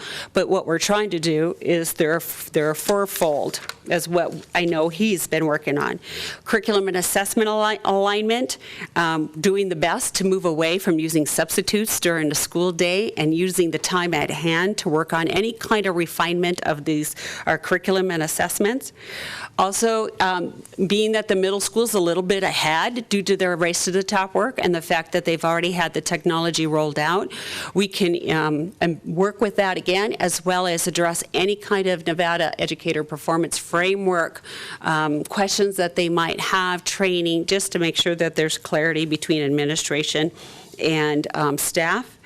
And then, as I mentioned, the third part would be to continue to grow with the technology piece. 4 days really isn't enough to say to you, you're going to integrate technology into your curriculum and you're going to do it tomorrow and get after it, and without having some collaboration time. The benefit to the students, besides the STEM, is it also allows the students to see the importance of why reading is important in science, why writing is important in science, why math is important in other areas than just in isolation. They can see the application of all of those elements. Okay, early release date. Back here. Under professional development, the second piece to that that folks addressed were early release days. And first of all, they're used to promote student achievement. They're driven by the sites, and the sites use them to evaluate and monitor their own site goals. They're not district dictated. I did ask for permission to have 2 days at the beginning so we could get finished with the NEPF, but those are the principal days to work with individual site needs. Currently, we have a similar schedule to the one proposed for our middle schools and our high school. We've been having those early release days for the middle school and the high school during that time. During those times, which average about 2 a month for principals, they have an hour and a half that they can meet with their staff. The high school does not have common preps because we need to be teaching algebra all day long. Does not allow those groups of folks to get together on a regular basis to look at the data matrix, look at their graduation tracker, and look at pass-fail rates, decide on acceleration and remediation for their students, and to make sure students are passing their courses. This will allow the elementary sites, it's been asked that the elementary sites be added to the schedule. That's why the comments think, they go from there's only 3 to why so many, even though we've been having the same amount or similar, very close to the same amount with our secondary schools last year and this year. So with that, what the elementary folks will do, I think that the 5th grade teacher that's in your comments on page, if you want to reference that, respondent 64 on February 26th at 6:10 p.m. I think this particular teacher, male or female, I believe this person probably said it the best. I'm a 5th grade teacher, and I'm hoping that the new early release days for the elementary schools will be used for our staff meetings, component meetings for SFA, which is their content pieces for Roots and Wings for SFA. Solutions meetings, what that is they're looking at, they've got teams of teachers looking at attendance, looking at parent participation, looking at how many times does this student go to the nurse, and looking at their grade level data, looking at particular students to making sure that we keep them in the classroom and they're not out absent, they're not in the nurse's office. Solutions meetings, data meetings, and possibly have more time for PLCs within grade levels. We so often have these meetings at our school sites before school and during prep periods where there's only 30 to 45 minutes maximum to work together. I'm hoping that the early out days will be used for these meetings to give us more time to work. I am excited to see that all our staff could accomplish in an hour and a half. Perhaps teachers from other sites could have a chance to collaborate and share resources. With the new science standards rolling out and the rigor and depth of the Nevada academic content standards for math and English, plus our new technology, teachers really need more time to collaborate. He really indicated what that time is expected for. And so that's what the use of those early release days are, and that is a change for the elementary parent. But it has been something that we do. We've also realized through the research that is best practice, and PLCs are part of the strategic plan for promoting student achievement and addressing curriculum that matters and addressing a highly qualified staff. All right, the next item, number 3, the Family Health Day, I have a suggestion for that one too, had 11 inquiries. This event is in promoting school and community partnerships. Carson City School District and Partnership Carson City agreed to host a remote area medical event. RAM is its acronym, Remote Area Medical Event. This is something that they did a while back at Hug High School. They were able to serve 1,000 folks as far as providing medical, vision, and dental work for people. You know, if you had a broken tooth, you could get it fixed. If you needed your eyes checked, you might get glasses, those kinds of things.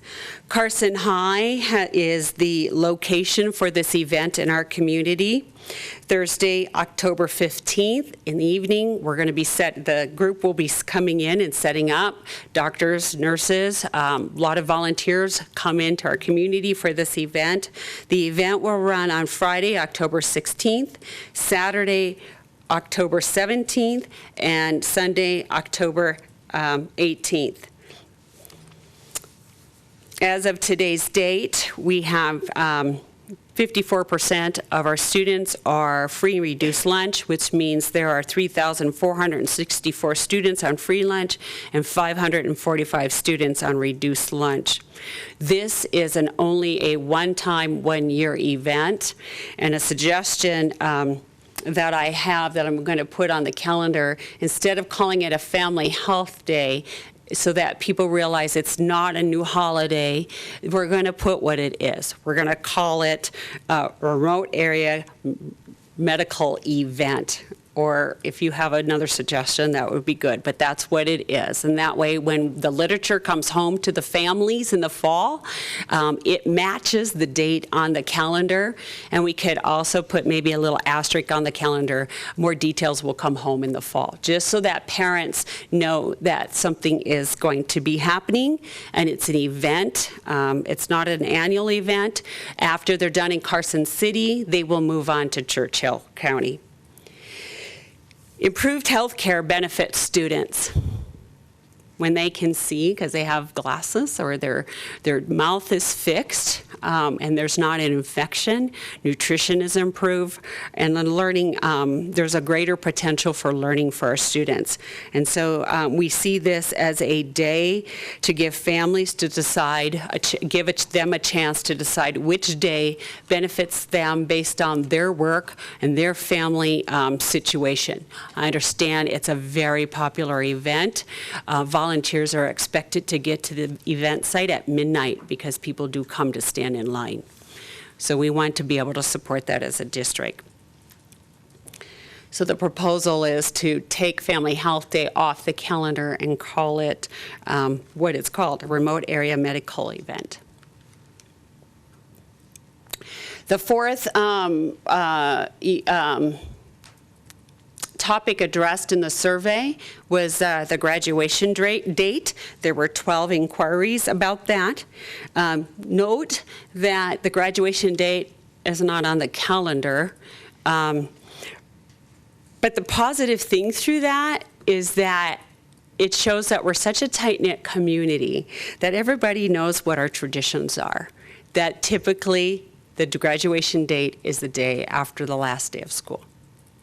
So, I mean, with that, that's really, I think, a really good thing to know that people right away look at the calendar, even if a graduation date isn't on there, that they want to talk about it right away. Because we do need to set that early, because I know that we have some community events that as they're planning this year's event, they're also getting ready for the following year's event, and we want to address that.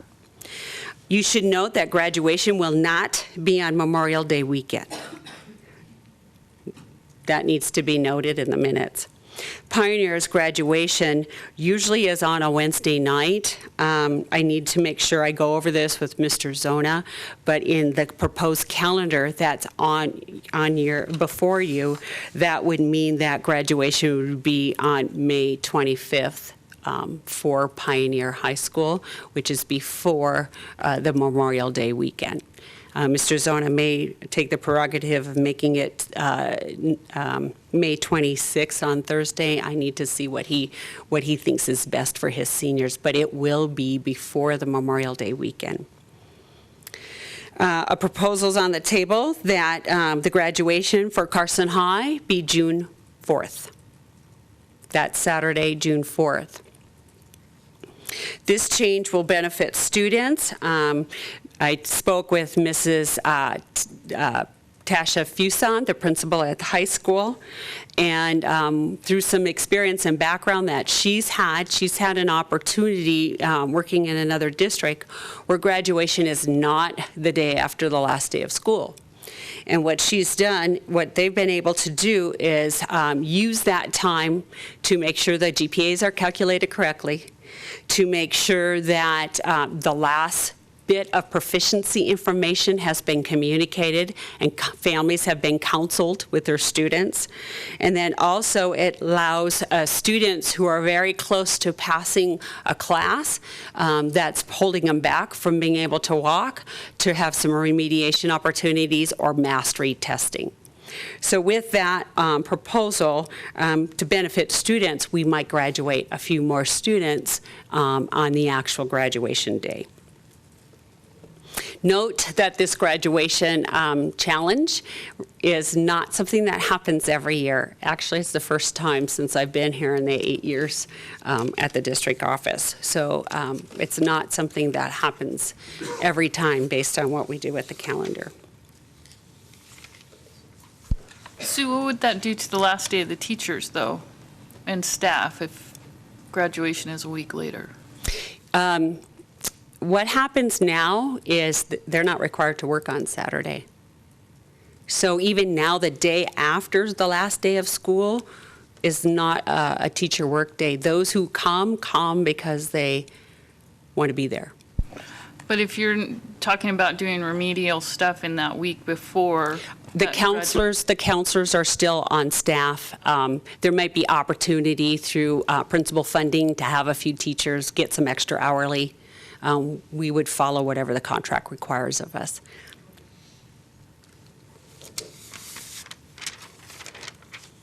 So with that, go ahead.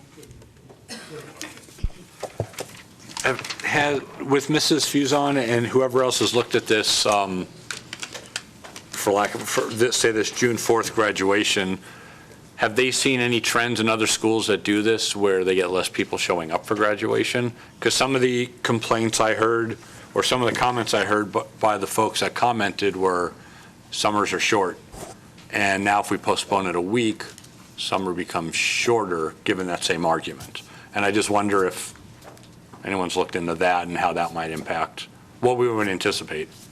Well, for that senior, can be as long as or short as they, whatever career path they choose. But that family in general, I mean, the average family with their 2 kids, odds are one's still in school. So for the younger kid and the family, that shortens their summer if you use that argument by a week. And I don't know if they've looked into that and how that impacts anything.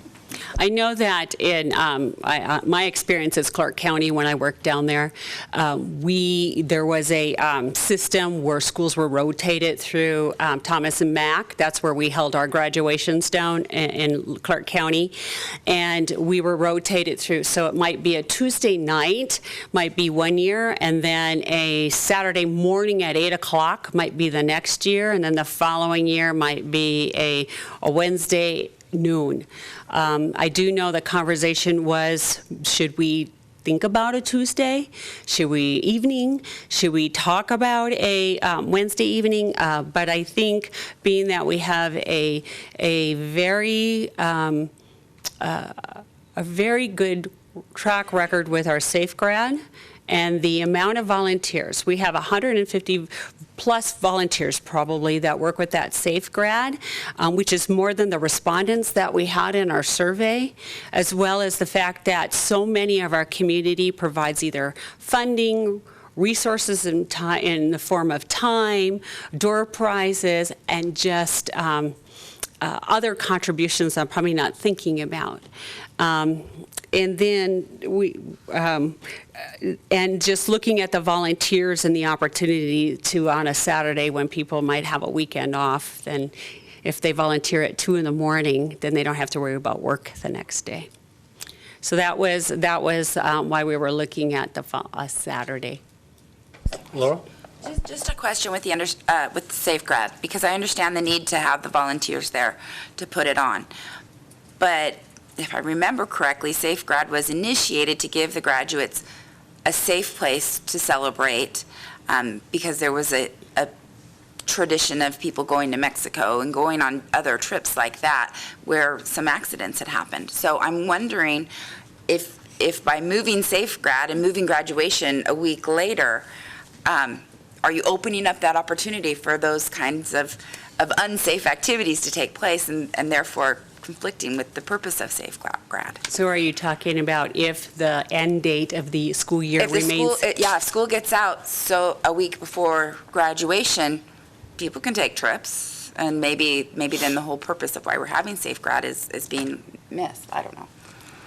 And then another thought is to, we could take some days and add them to, let's say, Thanksgiving week, and then have our school year push out into June so that the students are required to be at school. That's another option.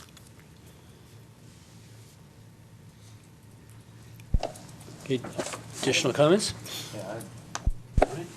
I have a couple. The first on the professional development days, I wholly believe they're important. I think, like reading through the comments and folks I talk to, I think there's a hang-up on it being called professional development. I think, in the normal work world, not normal, not that your guys' is abnormal, but folks think of professional development as something you do on your own. And they used to be, say, teacher in-service days or whatever. I wonder if we didn't, it's kind of like the Family Health Day, there was a lack of understanding just with the name. I haven't thought of a better name, because it is professional development, but there's an on-your-own connotation to it. Sure. And teachers are expected to have training on their own time in order to renew their license. And this is separate and above that time. So, like even my wife, she's like, well, because she's a nurse and they, do a lot on their own. The way I explained it to her, I'm like, this is like your OSHA training, your bloodborne pathogens, all the stuff that the hospital provides in-house, everything that is mandatory by the job that has to be covered. And so I think it's just, it's semantics. We're mixing words there. So that was just a thought. I don't know if you guys have ever thought of a different name. And I noticed that one district in our area calls it a Teacher PLC Day. Others do the traditional with what I grew up with, Teacher in Service Day. So we can take that in consideration. Well, and I think, am I cutting you off? I'm not meaning to. But I think it's just a need to educate the parents as to what it is that the teachers are learning and why it's important. That we do it, because we have a brand new state mandated evaluation system. We have new state mandated science standards. What's the other one? Oh, our one-to-one rollout, which is our strategic plan. But those are, and then the teacher evaluations, those things I just talked about related to the 5 full days, but then the early release days for the site achievement, part of teacher evaluation is I don't think we know yet what percentage from the state is going to be based on student achievement. So that's something that they're going to be really stressing about, is how are our students achieving? And we're getting a brand new test on computers that nobody's done before. And this is putting a lot on, kids taking tests on, I know they're really good at the computers, but I've heard some things, I didn't take it at STEM night, the SBAC sample test that they had set up, but I've heard that you can't skip back pages, like if you read the essay and then you read the questions, that the computer program won't let you go back, which has me worried, because that was how I always took tests. Anyway, sorry, I'm totally rambling on a long comment here, that just like to make sure we educate our parents on what this actually is, because I think that's it. Maybe it doesn't need a name change, maybe it just needs more information. Well, and I agree. I think there's some website work that needs to be done on this, and we certainly, this was Mrs. Casey Gillis is a principal representing administrators on our professional development planning committee, and this was the first year we were able to put out we had a spreadsheet where we knew what we were doing all the way through the year, and you can see we're really far ahead on our draft for next year, pending approval tonight. And we can certainly make sure that information goes home via email. Now we got InfoSnap with our family, so we're saving on paper as well as through announcements in the elementary, all different ways. I really think that's a really important role, because we're going through a transformation as a district. We've done some fabulous marvelous things for our students and our teachers, the professionalism and where they're taking our kids. It's amazing. I mean, you know, you've heard Michelle Lewis when she came up here and talked about her partnership and the work she's done with Kevin Edwards. That benefits our students and it gets them ready for college and career. We need to just make sure we're communicating how this relates to those kinds of things so that they know that the reason why we're doing this is because it's student-centered. We want to make sure that that English language learner is going through those 5 levels of learning a language and they're just not plateauing in level 3 through graduation. Because we know as a district, based on our data, that when those students learn the language and they exit from the program, they can perform with their peers. They can perform at that level.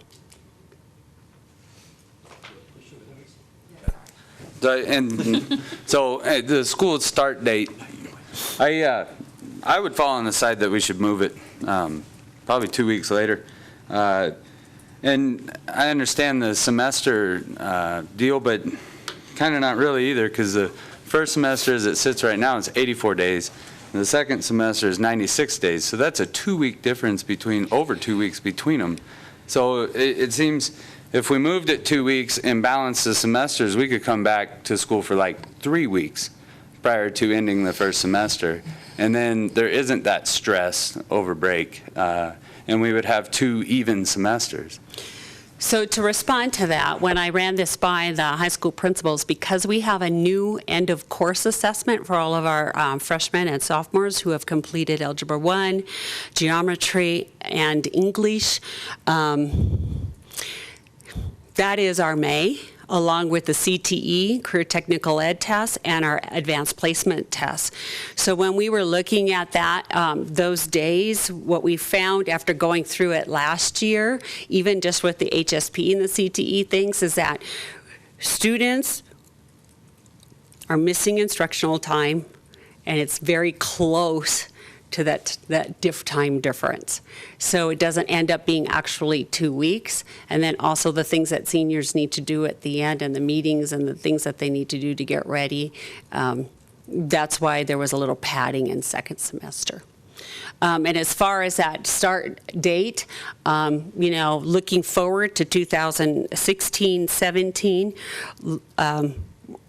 you know, we can, you know, do as directed, move as directed by the board. But I would ask that that start date stay because of the work and the coordination that's been done with the other districts in order to get those state trainers to come and work with the NEPF with our staff. That's my request. Additional comments from the board? I guess my only comment to that would be I think that you're applying unfair leverage with that to us then. I think this snowballed a little, the calendar issue. But I certainly understand I think from the surveys, people I've talked to and a lot of the parents in the district, starting later is just a greater benefit in our area for them. I think we could move things if we had to figure it out. But I know it entails a whole lot more work, and so. Well, and it's not so much to me about the work, is that we had the sample group that was in the survey is not a large enough representation of our district folks, you know, with 7,000 plus students. And when districts do move to schedules, such as when we moved some schedules ourselves, we gave families a year's notice and we did some work to be able to get input from all groups of folks. So there's some consideration in there. Not the work of this as much as that importance to make sure that we have a voice for all, and taking the time and careful to weigh all the options, because the calendar is a balancing act. with state, federal, and local initiatives, as well as the holidays, as well as the rights of groups to have input into the calendar. And I want to make sure that we have the time, and you have the time, and you have all the information that you need to make the best decision. Joe. Sue, first of all, and we said it last time too, I mean, the calendar is no easy task, and thank you for doing what you do. This is a horrible thing to have to put together. But just a couple of comments and a couple of questions I had, and I'll try to keep them short. As a parent now, I've had two kids, one go completely through the Carson School District from kindergarten through graduation, one getting ready to graduate, and now one in 8th grade. And I like the idea of the semester ending at the winter break, because inevitably, and they've all had teachers, they consistently, without fail, give them assignments through winter break, and we all need vacations. And I think that time off is equally as important for kids as the time in school. So it's my own personal bias, but I like that particular time. I didn't think about that, but Laura brought up a good point. That's a concern of mine. If we have our last day of school on a Friday and then have that week stretch, that does open the door potentially for accidents to happen. Mm-hmm. How we get around that, I don't know. So for what that's worth, really my two questions were, and I did this quick, so please correct me if I'm wrong, but we're mandated to have kids in school for 180 days a school year. Mm-hmm. But when I added these numbers up, and I did it quick, we came up with 180 days, but that included the 5 professional development days and the family health days. So we're really in school 174 full days, or days. Those days are allowed. Professional development is allowed. Okay, so we can subtract those from that. Okay. And that just jumped out at me. I wanted to make sure we weren't, 6 days short, whoops. Because then, when you factor in. Yeah. No, I know. That's what I meant, yeah. Keep in mind, I added this up in my head. My calculator's also in Tonopah, so. But, I looked at that, and then I looked at, because I know when Mr. Dolly comes up and whatnot, I understand what he's saying too. When you factor that in and all the short days we have to do, it just really eats into that schedule. And I foresee that next year, the following year, we won't need those 5 days, those 5 full days. No, and that would be helpful. Because there isn't on the horizon, I know there's going to always be new standards, but I think like there might be something with foreign language or art where it's not such a massive group of teachers. There would be, we would have completed our rollout for the technology. We still have to address 1st and 2nd grade, but it's not on the massive level as 2,000 plus students at the high school. Family Health Day won't exist in next year's calendar. We'll be able to keep the heavy lifting's been going on now for a while, and I see some relief in there with time on those early release days. My last 2 questions. With that Family Health Day, you mentioned it's impacting one potential school day, but it's going Friday, Saturday, and Sunday. Is it a 3-day thing because other communities, there's that many people using it? Is it overwhelming? My question was, could it be squeezed, could it be done on a Saturday and Sunday and not be done on a Friday? I would let Mr. Stokes answer to that. Right, this is a fairly standard procedure. The one thing that I think needs to be made clear is the reason that we were considering it as a day out of school, not only because of the impact on the building, but because the project itself serves students that might be underserved from a medical perspective or may not have insurance. And so those families who are our students that might be going to school within our school district could have that day to go with their family to be addressed. But this is a model that is already established, and they bring medical personnel in on a pro bono basis, and they work and provide their services, and we're providing the place for them to be. Additional comments from the, okay. Ryan. if, like, coming into the next calendar year, especially if we're able to not play with, but you'd move some professional development days from a lot of the teachers and administrators I've talked to. It would be really nice to get them that day after school lets out.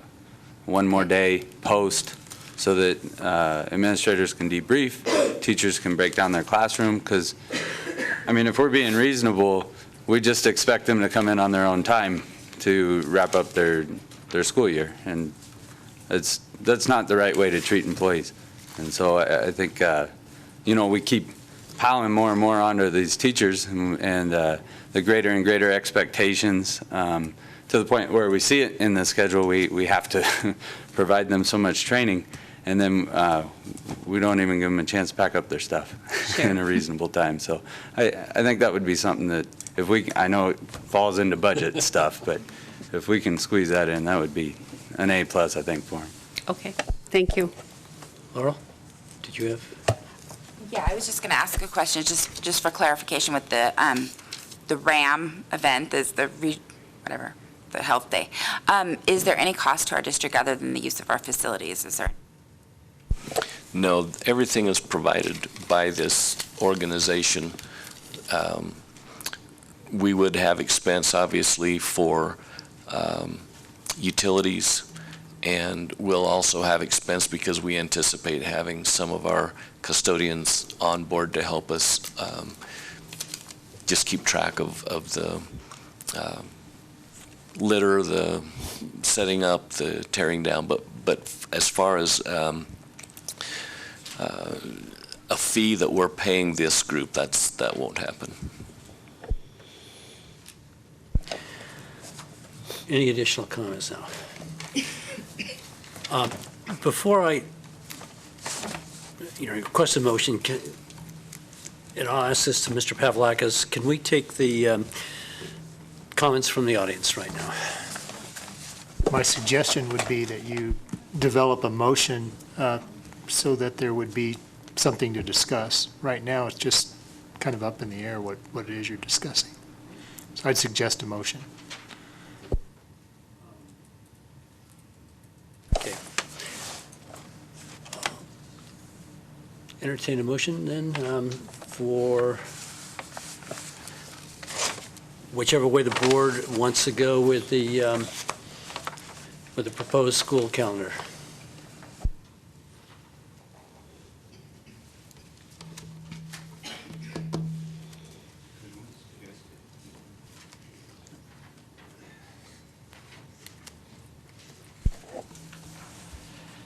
I move that the Carson City School District Board of Trustees approve the 2015-2016 calendar as submitted. Second. Motion and a second. Now, discussion from the board. Discussion. Just one more question, Sue. The early release versus the minimum days, they're different times, and the question came up last time.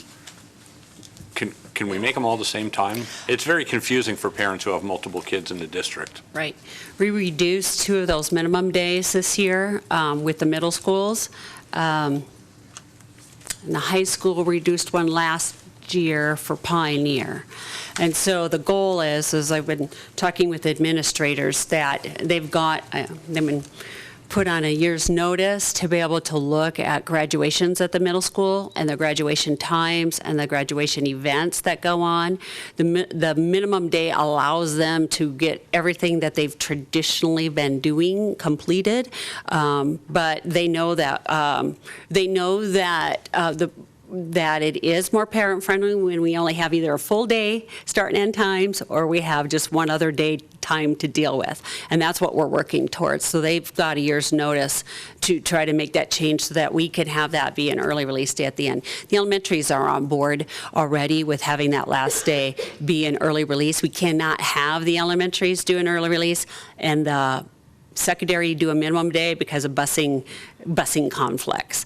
But the elementary has done early release on the last day before, and they're on board with that. It's the middle schools who need to work on that graduation piece now.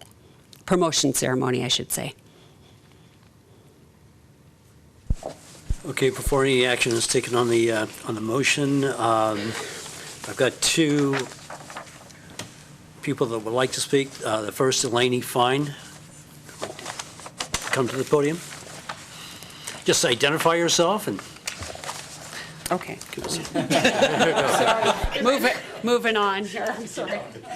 Hi, I'm Delaney Fine. I am in student council. This is my 3rd year. I'm the junior class representative this year, and next year will be my 4th year, and I'm going to be student body historian.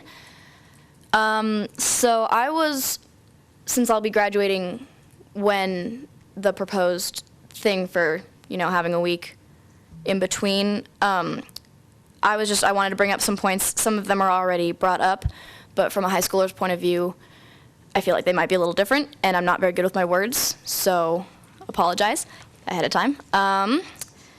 The first thing was it was talked about how there'd be a few extra days for students to catch up on testing so that we'd be able to have a few extra graduate. And while we would have that, there would also be that time period for high schoolers to make bad decisions per se, and then that would prohibit them from graduating. So I just wanted to, put that out there, which we might already know. But, and then the other one was for deciding, if we want to have the graduation a week later, we could have school go through that week. So we'd be in school and then add a week to spring break. And as a high schooler, I'd want that. So, and I think that, I think it would be better because in between the time that school ends and we graduate, with the issue of SafeGrad also, there would be more time in between there for, again, to, make bad decisions and party or whatever. And that's the whole point of SafeGrad, is so you don't do that. So by staying in school that extra week, no one would have the opportunity to do that. And there's one more. But I forgot it. Yeah, I know. I guess the only other thing was, again with SafeGrad, is that the name kind of sucks. To me, when I heard it for the first time, I didn't know what it was, but it kind of sounds like a few seniors sitting in a circle on the floor, playing Duck, Duck, Goose or something. I feel like it does not show that we're going to be, up all night having fun and then going to Six Flags. So I've been trying to think of another name, but I haven't gotten anything yet. But that's all for me. So thank you. Thank you. Mr. President, just a quick comment.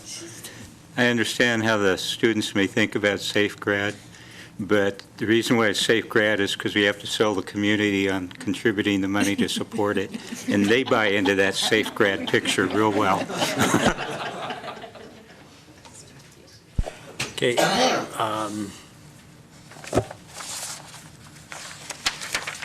Who's it? Carrie Kust?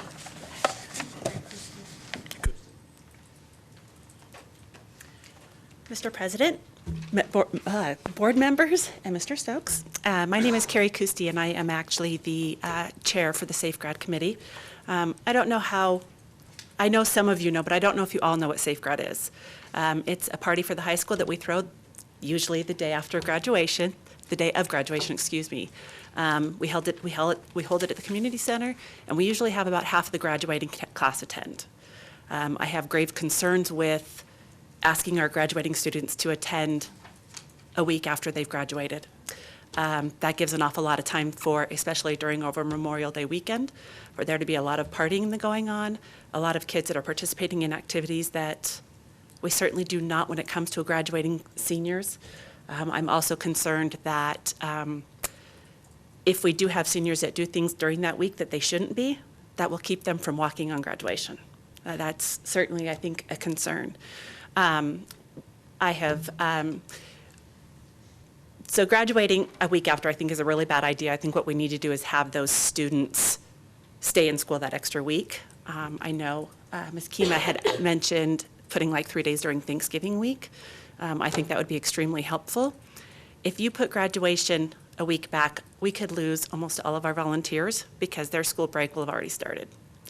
Carson Safe Grad runs completely and solely on volunteer work.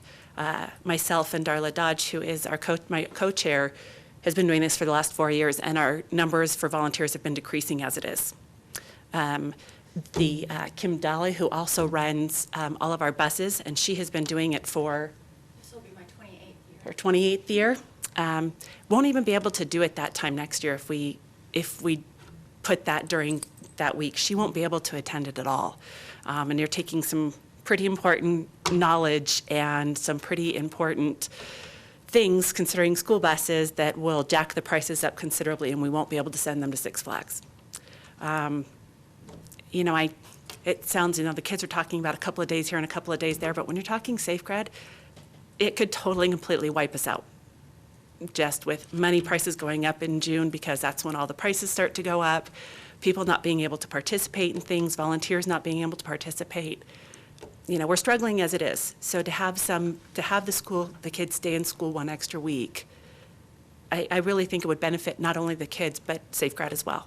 I mean, that is our sole purpose, is to keep these kids safe. And it's been going on since 1988. I attended my Safe Grad. I wouldn't trade it for anything.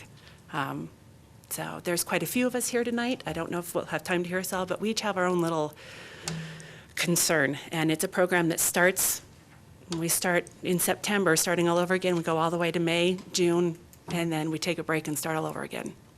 So, thank you. Well, thank you for your comments. As safety comes first, and safety for the students, and I think you made some pretty important points, so. Thank you. Well, it's pretty important to me, so Yeah.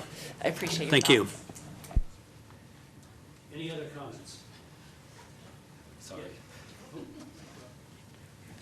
I apologize, I didn't sign in. Safe Grad's important to me too, and I'm going to embarrass my wife right now. We met chaperoning the senior trip down to, at that point it was Great America, so who would know that, you know, it's also a couple matchmaking thing. Anyway, I'm not going to repeat a lot of the stuff that I did talk about at the last meeting. I would like to thank Mr. Stokes and your staff for doing the survey on the website. I thought it was really awesome. It was something that really got the word out. I would, however, like to see for next year that there be more notification. I received the calendar last Monday, or the day before this meeting, 2 weeks ago. So there was not enough time to get the word out there. In the last 2 days, I've received 4 calls notifying me of the 8th grade parent night tomorrow at Carson High. I've gotten 2 emails. I didn't get one on the school calendar. And I think that if you want more response to what's going on with the school calendar, you really need to let them know. I contacted the Nevada Appeal. I contacted Carson Now and asked them to run stuff to give comments on the calendar. And I don't think that should be my responsibility. I do think that should be the school. As far as the professional development days, I absolutely 100% agree that they are necessary. We're going from 12 this year to 18 next year. And that's the part-time. We've got the 5 professional full-time. What I am concerned about is the early release days for that, the minimum days, the weeks that the teachers are gone for coach training, all of the time, the NAEP testing, all of the time that the kids are not in school, that they're not getting that one-to-one with the teacher. I think it's getting ridiculous about the amount of time that is not being spent with the students. And I know that most of it is mandated. I understand that. But it's just the amount of time that the kids are away from their teachers, not getting the instructional teaching that they need. As far as the RAM, Family Health Day, Yarrington is doing it. It's a wonderful program. I think it's awesome. It's being held at the Boys and Girls Club there. They're not being asked to reduce their schedule or have a day off. I understand that if you want students to go, it would be an excused absence. They're with their parents, they're at a medical thing. But it would be for those students. It wouldn't be for everybody. And I just think, again, sorry, I just would like more notification to the parents. And I think as government, since I am in government, and the amount of transparency that people are trying to, or the government wants, or the people want from the government as far as transparency, I would hope that next year the calendar would be given a little more time and a little more vetting and more information out to the actual parents. Thank you. Dave, thank you for your comments, and you will get the notification. Oh, everybody will, and a little more timely. Hi, I'm Kim Dolly. I have a question about the motion that was just made. The motion was to approve the calendar. However, there were two options given on that calendar. So what part, that's my first question, what part of the motion goes to the calendar? I mean, is it a few days at Thanksgiving, or is it an extra week at spring break, or where are you going to add those days? It wasn't clear in the motion. As far as Safe Grad goes, I'm not a very good public speaker, but as far as Safe Grad goes, this will be my 28th year doing it. I do not have a problem with the June 4th date. I do think the students need to maintain their school to attend those days, because it is the break in there that's going to cause the issues. The reason why it was started was due to a fatal car crash, and it was out at Washoe Lake, I believe, and it was a horrific crash. Since 1988, we have not had one fatality. If we hold, my issue and my big argument coming up here today was over Memorial Day weekend. It's the second most dangerous holiday, according to the National Safety Council. Second to the 4th of July. So if we can keep our students contained that weekend, I think we have a better prospect of keeping them safe through that weekend. The cost of the buses would go up if we had graduation Memorial Day weekend, and I know this argument is all moot, but my refusal to participate next year on Memorial Day weekend was because of the statistics. I'm not taking or being responsible for 200 kids on 5 buses across state lines. I have an average of 200 students. I have 10 to 12 chaperones. I have 4 police officers and 2 chase cars go with me on that trip. And that is to keep our kids safe. And my stance is, if you want to keep them safe, extend the school year, because we need to keep them safe over that holiday weekend. I mean, that's the only option I can see with the way the calendar is falling. So add a couple days, add an extra week at spring break. I know my son goes to Worcester. I have 2 kids coming up into Carson High, and my son gets 2 weeks in spring, and my twins get 1. So, I mean, I know it's a doable thing. And if it would extend it out a week, I think that that would probably be the best bet. I'm fearful for them, for the kids. And 28 years of doing this and never having a student at Carson High, and then finally having children that go to that school, and having this program and the potential of this program to die because we lose our funding, which is the community, we lose our chaperones, we lose our volunteers. There's a lot more to it than just Safe Grad being a day or being a night. There's 28 years worth of work. There's the safety of our kids. Something has to be done to keep them safe. Kim, thank you, and well said.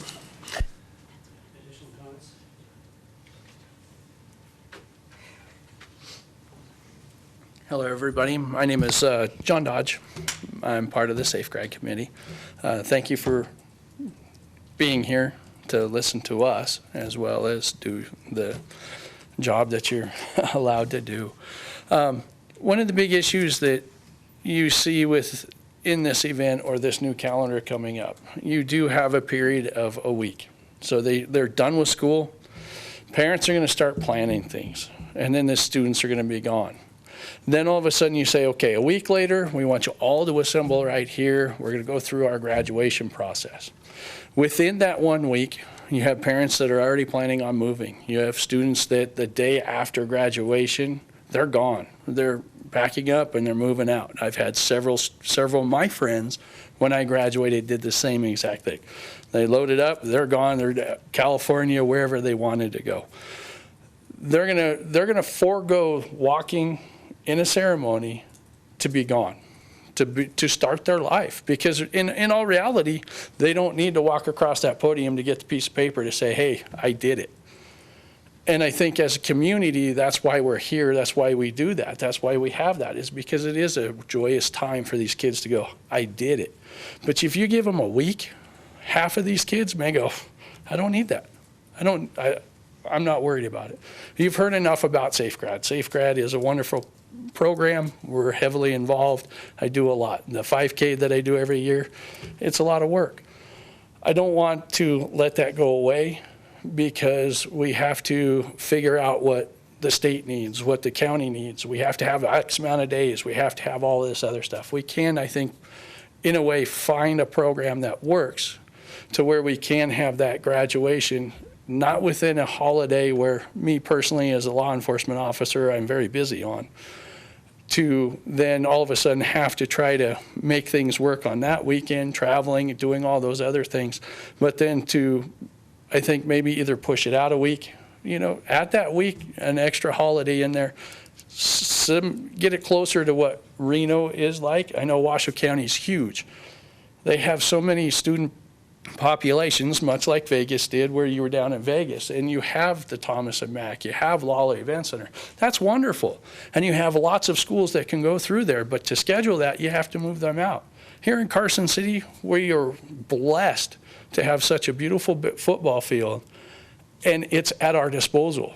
We could use it any time, any place that we need to. We don't have to go through and juggle Reno High School, Sparks High School, Damani Ranch, all to use one facility. We have our own. That's ours.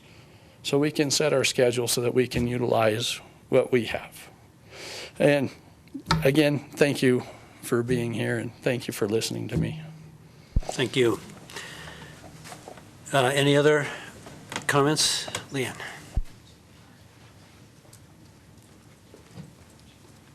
Good evening. I think, can you hear me? Good evening. I am Leanne Sarm. I am the current Carson High PTSA president, and also am also very involved with the SafeGrad Committee. We work hand in hand. But long story is, I wanted to just say I agree with everything. I'm just up here to reiterate, but also to say we really appreciate how much you guys have reached out for comments and considerations for not just SafeGrad, but other concerns with the community. But again, just SafeGrad being on Memorial Day weekend initially was looking like the plan, and we really appreciate you looking to postpone that to the 4th, which makes it possible. I don't think Memorial Day weekend was going to work at all for volunteers or safety issues. And I think that the June 4th is a very doable date, and having additional time off at Thanksgiving or during another time to include a possible 3 days or so for the first week of June for school is a very good solution. I just want to reiterate that I support that. Thank you. Thank you. Additional comments? Casey. I'm Casey Gillis. I'm principal at Fremont. As you think about this issue, and if you decide to extend those days at the end of the year, please remember then you're taking them away somewhere else. And instead of, I would just ask that you be very careful where you take them from, because for the rest of us, right at spring break may not be best as we're preparing for SBAC, if that's when it's given. We have to look at each place you might remove those days. How many days of instruction have we had with our younger children, and what kind of continuity? So I'm not saying don't do it, I mean, certainly, but I'm asking that before you pick those days, you let someone have a look at the overall calendar for elementary and middle school also. Any questions? I have a question. Would it be, I like but I think Ms. Gillis just brought up a good point. I like the Thanksgiving idea, but then that semester's already short, and that's tough. I mean, back to starting later, is there a way that teachers and staff could report that week, and then we still move the start date for schools back a week? I mean, I know it puts a break in there, and it does throw off when the semester ends, but unless you have a better idea where we can pull days from, it looks like it has to be the second semester, but there's like 12 ERDs in the second semester virtually every week. So something I was thinking about here that might be a suggestion for your consideration is that if the goal is to have students report past the 27th on that end, as Mrs. Gillis suggested, making sure that wherever we put those 3 or 4 days in, if we have 3 days, then that leaves, let's say, the 31st of May, the 1st of June, the 2nd of June, which is Tuesday, Wednesday, Thursday. If we do that around Thanksgiving, then that gives Friday for those counselors to get ready for graduation on Saturday. That is typically what's been done. This is the first year where we butt it right up to graduation. If we choose 4 days, you do have that spring break option. You can see on the calendar, we've already got parent conferences scheduled for that time period. It's right after a quarter. There may be something where we could take 4 days and add it to the Christmas winter break. And it might be something in your motion that you say, this is what I want, that we want to go to that first week in June, have graduation on that first weekend, on that Saturday, and we leave it, we're going to you're going to direct Mr. Stokes and myself to take it back to make sure I check it with our principals to see, okay, what's the best place to put these added days in. There's that option possibly too. I don't know, Mr. Pavlakis, is that an option? Okay, thanks. I'll make an amendment to the motion. Actually, it's not your motion. I'll still do it. Back to the maker of the motion to... Ms. Kima, what, are there other variables that we're not thinking of right now, or does that, pretty much what you've said about taking it back to the principals, is that going to identify those variables that we haven't discussed tonight? I would like to hope that we've covered all the variables. I know that since the last board meeting, I've been meeting with people, discussing about this, dreaming about it at night, looking again at other school districts to see if there's just something I'm missing here. Like I said, that business of Memorial Day, we want to keep our students safe. Graduation was never on the calendar, but I understand how we think when things have been pretty traditional. We're going to go right to thinking everything has to be on that day, but it doesn't have to be. Met with our professional development group today. We met with each principal group. We spent time with them there. We put it out online. I was writing notes to myself about maybe doing something where we take the calendar next year, we put it out for public comment, then I massage it again, and then bring it before the board. Those kinds of things where we have additional communication. So I really think we're there. And we need to make sure that we act on this in an early enough manner that we can inform all of our stakeholders and they have time to make plans and adjust, especially our community groups.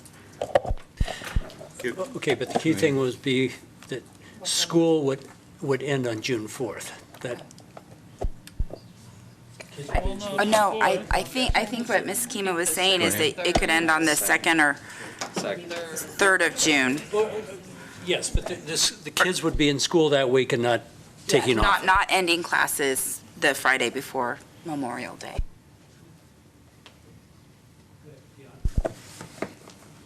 So I guess the question I have is that seems to be the overall concern. I mean, graduation isn't on the calendar, so we're not approving a graduation date, right? So are you confident then if we say, okay, we want to have the graduation date be more into June so that we can make sure that the safe grad doesn't have to happen on Memorial Day weekend or that there doesn't have to be a full week the next week. Are you confident then that you can find 3 days somewhere in the year? And you'll pick them taking into consideration what everybody needs and wants and has to have time for. And that would just be, those days would be picked and we wouldn't have any more discussion about it. I mean, not to say that, you wouldn't bring it back, but I guess that we could come back and that we could have a whole host of problems with those 3 days. And so I just, if Mr. Reynolds was going to amend his motion, I was going to second that. I would like there to be some type of finality to it. So we like the calendar the way it is, except school needs to end closer to that Friday in June, the first Friday in June, and you need to find 3 days is that possible for you to do, I guess, is my question. Yes. I'm going to offer the amendment at this time. We need to move on. So I'm going to amend the motion to say that we will approve the calendar with an extension of school to Thursday, June 2nd, and that the days that will be off to make up for those 3 additional days will be found in the second semester of the upcoming calendar.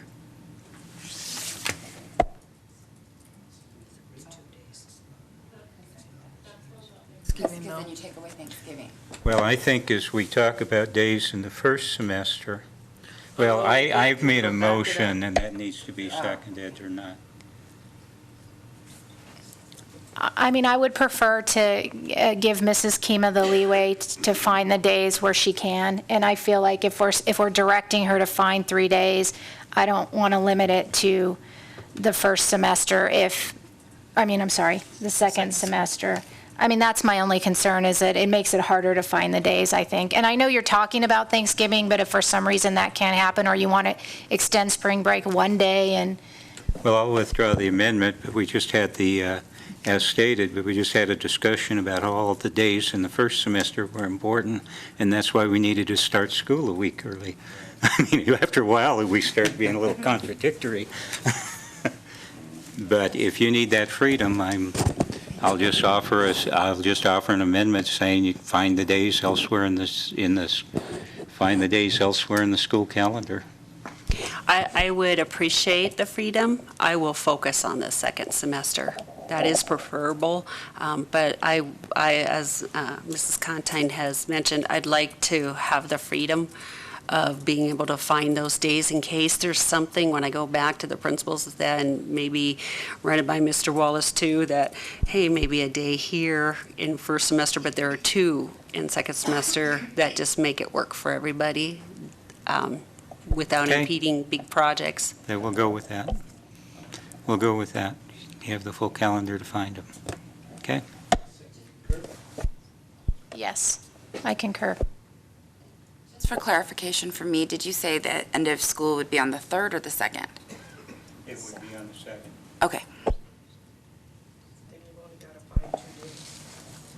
Okay, I'd like to say just one thing before we call for, so, Last day of school's on the 2nd. The last day of school would be on the 2nd. before I call for the vote, Sue, I'd just like to thank you for just an excellent presentation. You focused on student achievement, and there was a lot of thought put into this. That first, a couple weeks ago, I was a little nervous, but with your explanations, it all makes sense. And that's, and I just want to thank you, personally, just for doing that and letting us all know, Dave and everybody else. This follows up what Steve Reynolds said last time. Quality is where we're going for our students, and that's it has a lot to do with the teachers. So, anyway. Okay, we have a motion in a second. Do you want to get public comment? Oh, yeah, we'll have public comment, excuse me, because we have a new motion. Any public comment? I promise, this is going to be the last time tonight, I promise. As much as I don't like doing or following what California does have a week off in February. And so there are 96 days in the second semester. So you go 6 weeks, you have a week off. You go 6 weeks, you have spring break. I mean, it's just kind of a suggestion to throw out there. Thank you. Additional comments? Seeing none, all in favor signify by saying aye. Aye. Any opposed? So it's 7-0. All right. Can we take a 5-minute break? And then we'll come back. Yes, 5-minute break. We'll be back.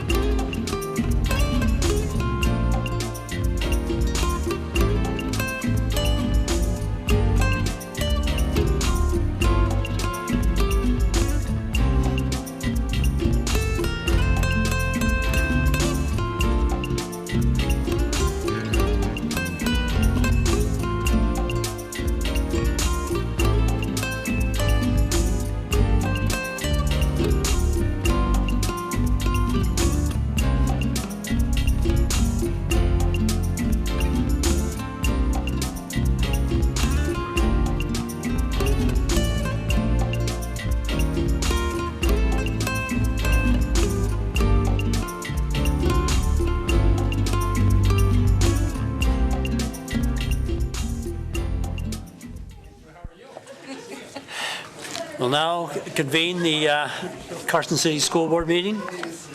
Go ahead and bring us back to order. They'll get here. Yeah, we are now on agenda item number 11, and that's a presentation and discussion of tentative budget scenarios. And these are the assumptions for fiscal year 2015-16. For discussion only, Rich Stokes and Andrew Fewley. Thank you, Mr. President, members of the board. I just wanted to give you a brief perspective, I guess, of dates and expectations for our tentative budget. We have this meeting, which is the 10th of March. Our next meeting will be on the 24th of March. And then our first meeting in April is the 14th, I believe. And we have a responsibility to present to the State Department of Taxation a tentative budget on the 15th of April. And so it's our goal on the 14th of April to bring to this body, after talking about our assumptions and what we understand that will be available to us in terms of expenditures and revenues, some numbers, which we know will be a placeholder. We then have our final budget hearing on the third Wednesday of May. And of course, this being a legislative session, that adds an added measure of confusion and fear and all those other things. But we would then have the final budget presented to the board, and then based on whatever the outcomes of our legislative session is, we can then, prior to the end of the school year, amend our budget. So with that little snapshot, I'll turn the podium over to Mr. Fewling for our assumptions.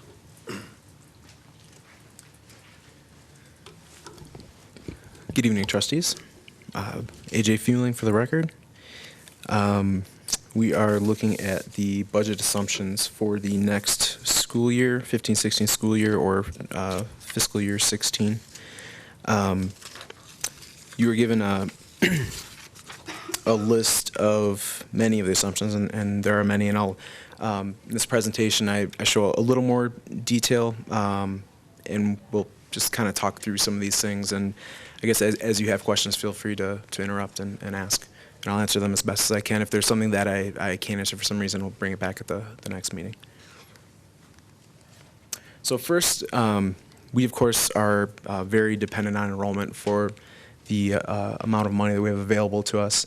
So I just put a little history of the unweighted enrollment. So this is not, the state looks at kindergartners and kiddos in preschool a little bit differently than kids in the rest of the grade levels. But looking back, and I threw in 2003 because that that was the highest unweighted enrollment for the district, going back over 8,800 kids, and where we are now. So you can see there's, going back to 10, it's been kind of chugging along around the 7,600 number. We dropped in 2014. It's been coming back up in 2015. When you look at the weighted numbers, and this is really what matters as far as the amount of money you generate in the state's guarantee. And again, you can see that there's that 7,300 level, close to 7,300, back above again. And as we're looking at this for next year, the projections that I run for enrollment tends to focus on looking at, if you have kiddos in the school, looking at count day, and you have kiddos in first grade, and then you look at how many kids are in first grade, and then next year you look at count day in second grade, and assuming that what's called a cohort survival method. So you're looking at how many first graders make it to second grade, and how many second graders make it to third grade in the following year. And so you come up with like a 3-year rolling average of that. So it's very dependent on the previous 3 years. So looking at that, it seems that enrollment should go up slightly.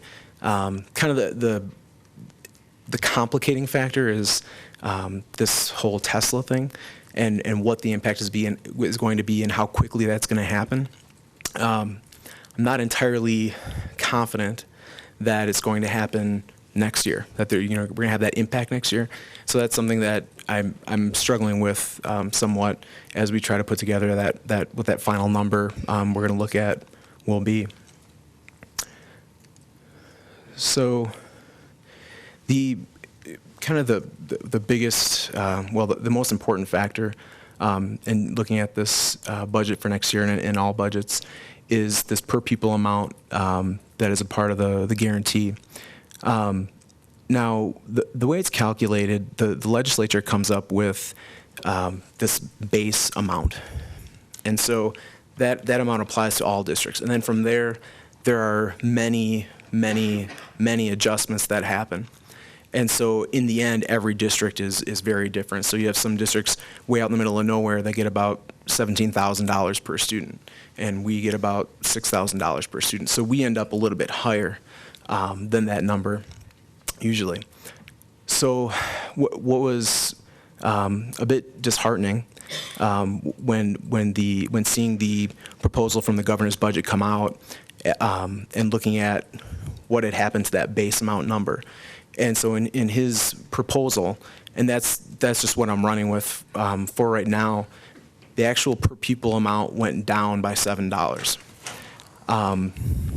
And to say that caught me off guard would be an understatement, based upon the governor's speech and how 95% of it was about funding education and doing more for education. So that was not something that I anticipated. Now, with that said, again, there are a lot of adjustments that happen for each specific county after the fact, but just the fact what it says to me that number decreased is concerning.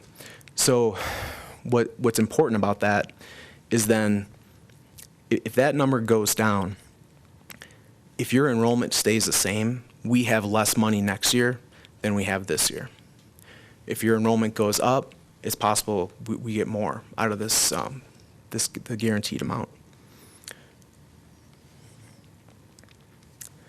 So that impact, just to show you, looking at this year, what we're expecting, what was budgeted for in the general fund for fiscal year 15, the guaranteed amount for Carson City School District was about $48.6 million. If you look at all the revenues otherwise in the general fund, it's about $56.7 million. So just the weight of that, I just put that number there so you understand what kind of impact that really has. If that number, the other revenues that are in the general fund are not, just don't have the weight and the importance that per pupil amount does. So, and I should say too, they don't, they tend to be smaller, and the adjustments seem to be more volatile. You never quite know what you're going to get. Whereas with that guarantee, you at least have some idea. If we knew what our enrollment was and we knew what the guarantee was, we'd have a much better idea of how we were looking for next year. Property values, and this is something I apologize, in the handout I gave you, I actually had I put in last year's property value number we used. I put in the wrong number. I had 1.332 billion. And it's really it was 1.286 billion was the number that we were working with. So based on the projection of what the assessed values would be this year, about 1.374 billion, it's an increase of about 6.8%. But of course, because of the abatement we have in the state, it is unlikely we would see anywhere near that amount. For example, I believe last year, the increase in property values was 4.9% about, and we had about a 2.2% increase in our property taxes that the district took in as revenue. So that 6.8 is a higher number, so I would hope that it'd be closer to 3%. But again, it's a little uncertain at this point. We'll be receiving some more information in the coming months. And of that increase in property tax revenue, one of the complicating factors with the way the Nevada plan is set up is that you don't necessarily realize all of that gain, because 1/3 of it is already a part of, you have this guarantee that is built off that per pupil number. Well, 1/3 of that additional tax revenue is really already wrapped up into that number. And that gets to be a little more complicated. I could try to put something together to explain that a little better another time, but it's just I guess the idea that it's not a dollar for dollar thing, extra money to the district, I guess is the fairest way to say it. Local school support tax. The projection that we received is an increase of about $250,000 approximately, and that is a significant increase. Again, one of the things with local school support tax, like that property tax number, that is wrapped up into the Nevada plan calculation. So any additional money we receive there, really, it offsets how much aid the state has to give us. It's not necessarily more money to the district. One of the scary additions and a helpful kind of perspective addition to the information received about local school support taxes, if the governor talked about these sunsetting taxes and trying to making them permanent going forward, if that didn't happen, it would be a reduction of about $2.45 million to the local school support tax. Again, theoretically, that wouldn't necessarily impact the districts, because the way the formula works out, that would mean the state, because you still have this guarantee no matter what. And so if that local school support tax goes down, it really should be made up by more aid from the state. But if what's worrisome is if the state is really hurting and they decide to do away with that, and if that per pupil number is already looking to go down, the uncertainty is kind of scary as to where that would go. The government services tax, previously known as the motor vehicle privilege tax, increases by about 10.5% in projection. So that was good news. I wish it was about 10 times that amount, but I'll take a 10% increase anytime in most revenue scenarios. So that's a good thing. Unknowns, and this really is the hardest. Some of the harder things to deal with, but are to work with, I guess. So full-day kindergarten has been something that the governor's spoken about, and I think in general there's quite a bit of support for the idea. But what that funding looks like, and previously I had kind of interpreted the conversation to mean that within that the weighted enrollment, right now a kindergartner is a 0.6 of a human being.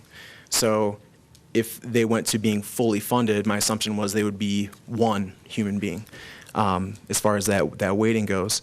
But it appears that is not the most likely scenario of how it rolls out. So that is the most beneficial to the district. That would, I believe, would bring in an extra $500,000, something along those lines to the district. With if it's a lump sum categorical, so if you look at where we house full-day kindergarten, it's in our grants fund.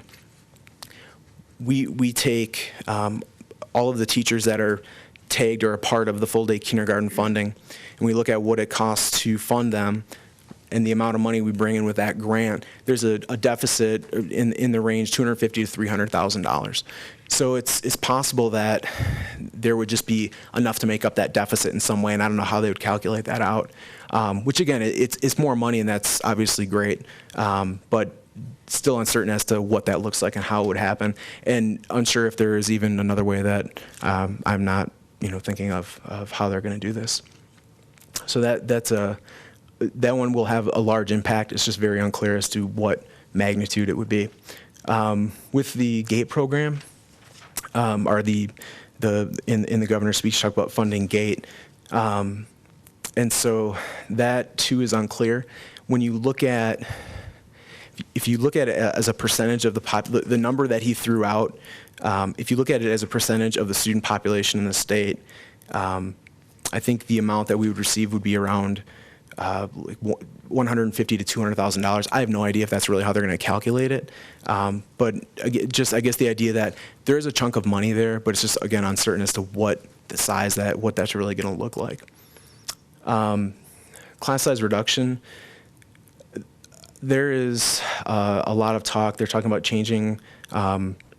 There was this +2 allowance given, which we are not a part of that, but it still impacts the total pot of class size reduction money in some of the districts that use it. So it's unclear as to what class size reduction money will look like in the next year. We have our nutrition RFP out to bid right now. We are asking within that RFP, the reason I put that up there is we're asking for some type of guarantee from the vendor that there would be some, basically a limit set on what deficit we would take. And it's not specifically saying, you know, you have to promise that the deficit will be zero. It's just that there has to be, we were asking for some type of guarantee. And it's actually not uncommon, and it's something that Washoe County does. So it's something that where if we were, like right now, let's say the deficit in the nutrition fund is $400,000. If a company said, look, we'll guarantee no less or no more than a $300,000 deficit, the benefit, even though that is housed in the nutrition fund, we have to transfer money from the general fund to cover our nutrition fund. So if the deficit in the nutrition fund is less, then we don't have to transfer as much, and we can keep that in the general fund and do other programming with that. The other large part of the governor's speech in his budget was talking about giving different weights to special education and ESL kiddos within that weighting formula. And that too could play into why that per pupil number decreased. If those weights are large enough, that may actually be more money, but it's just really unclear as to what that's going to look like. So there are some very, very impactful issues that are really unclear as to what they're going to look like going into the next year. So as Mr. Stokes said, we'll have a tentative budget for you next month, and then shortly after that, we'll have the budget hearing and the final budget. But it's very likely, and this is what happened 2 years ago, that in July we'll have a better idea. We should know what that revenue scenario looks like, and we'll be coming back to you for an amended budget at that point to represent that. On the expense side, one of the larger hits that is coming in the next year is our contribution to PERS for our employees is going to be going up from 25.75 to 28% on PERS eligible wages. That's estimated to be about a $600,000 additional expense. At the PERS conference I went to, where they discussed this before it came out, but they're talking about the issues that they're having. It really comes down to there are fewer people putting into the PERS pot, and while the returns they've been getting have been excellent, there's fewer people on payrolls that are paying into PERS, and they're struggling to then keep up and keep the funding status that they want. So I hope that would be the extent of it, but 2 years from now, depending on how the economy is and employment levels, there could possibly be another increase coming. As far as wages, when you factor in not just looking at wages, but the benefits for our employees attached to that, with the step that happens within our salary structure, generally there's a step allowed for another year of experience. That looks to be, that would cost about almost $1.2 million. And tacking on top of that, a 1% increase would be an additional $360,000. So I guess for a ballpark to keep in your mind, if you're thinking $1.5 million, that's kind of the number that I'm carrying with me. If you're looking at a step and a percentage, is just to benchmark that. Other considerations, from what I understand, the district has put off purchasing new buses for a couple years. We were talking about, as our fleet, we have replacing 2 of the buses, which is about $210,000. Additional cost to the general fund, we have about $162,000 of staff costs that currently are funded by grants. but that will need to move to the general fund. And in large part, when the Department of Justice was here reviewing our ESL program, that there were certain costs that they expected going forward that were paid out of some grant funds that we were using to fund some ESL positions, that those would need to be taken out and put into the general fund to show that the district is, I guess, funding its part of the ESL program. $100,000 for Jumpstart College. That number is very much unknown at this point. I know Mrs. Kima is working on trying to get a better grasp of what that's going to look like. This year, I believe out of Race to the Top, we spent about $35,000, but I think the popularity of the program, from a student perspective and a staff perspective, I would expect that it may grow. So I think it's safe to put a higher price tag, although that may be a little high at this point. $320,000 savings due to staff attrition. So we've already had some notices of retirement come through, and so trying to ballpark what the value of that is. I think usually if you have an employee that retires and they're going to be replaced by someone else, that usually there's some savings there. So trying to just have a gauge for what that would look like in the next year. $100,000 for GATE expansion. So as a part of the strategic plan, supporting the GATE program and expanding the GATE program as part of that. And in the next phase of expanding that, the estimated cost is about $100,000. Increasing our non-benefited pay from $8.91 an hour to $9.50 an hour. We are having an exceptionally hard time finding folks in the community who want to do a lot of the, say, crossing guard duties, noon aid duties, be sub-custodians, sub-cooks for us. And currently we pay that at $8.91 an hour, and really, really struggling to find people at all. In general, at least I know for sub-custodians, they don't have a pool right now. They've become employees or they've gone. Sub-cooks, they had 2, I think they're down to 1. They just can't find people to fill these positions just on a sub basis. For daily teacher sub rate, $75,000 to increase that from $90 to $100 a day. The $100 a day represents the high end of what is around us. Douglas County pays 99, Story County pays 100. I believe Lyon County pays 95. I can't recall what Washoe pays at the moment.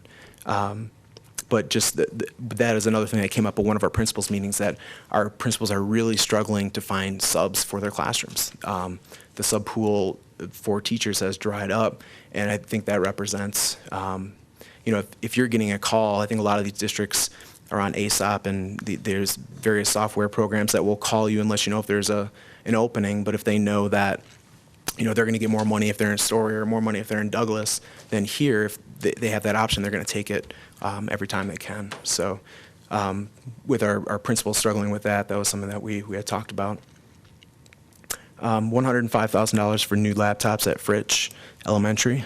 I guess from what I understand, a lot of the machines at Fritch, they're not a lot of the same, or a lot of refurbished machines, unlike what a lot of the other schools had initially received. And so I think the recognition that they are failing and having some problems, that'd be something that we would want to replace. Representing the expanding one-to-one program, the costs to keep up a lot of those machines and do repair work, and such as that, we were talking about possibly instituting a technology fee for students who are in the one-to-one program, approximately $10 a student.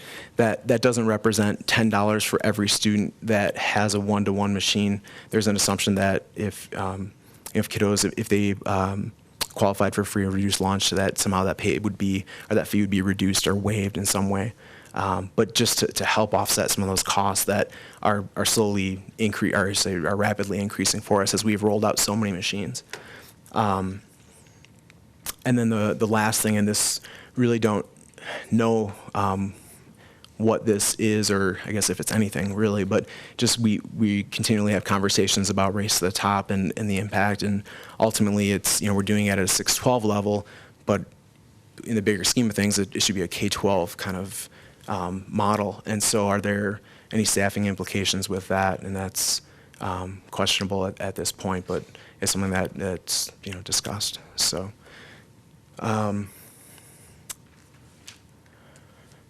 I guess that's all I have.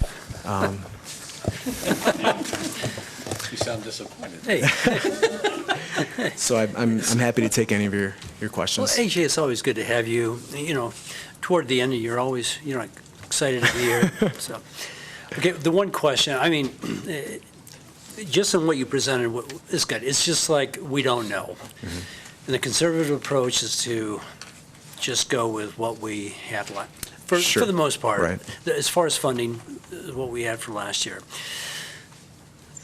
And what you said, we won't know until after probably the last economic forum anyway, Right. even on the DSA, the final figure. Mm-hmm. But then we can make the amendments or whatever. Or if we have enough information, we can do some things, but we'll make amendments in July or whatever. Right. So it was a good presentation, is all I'm saying, is that the realities are we're kind of stopped right now. Sure.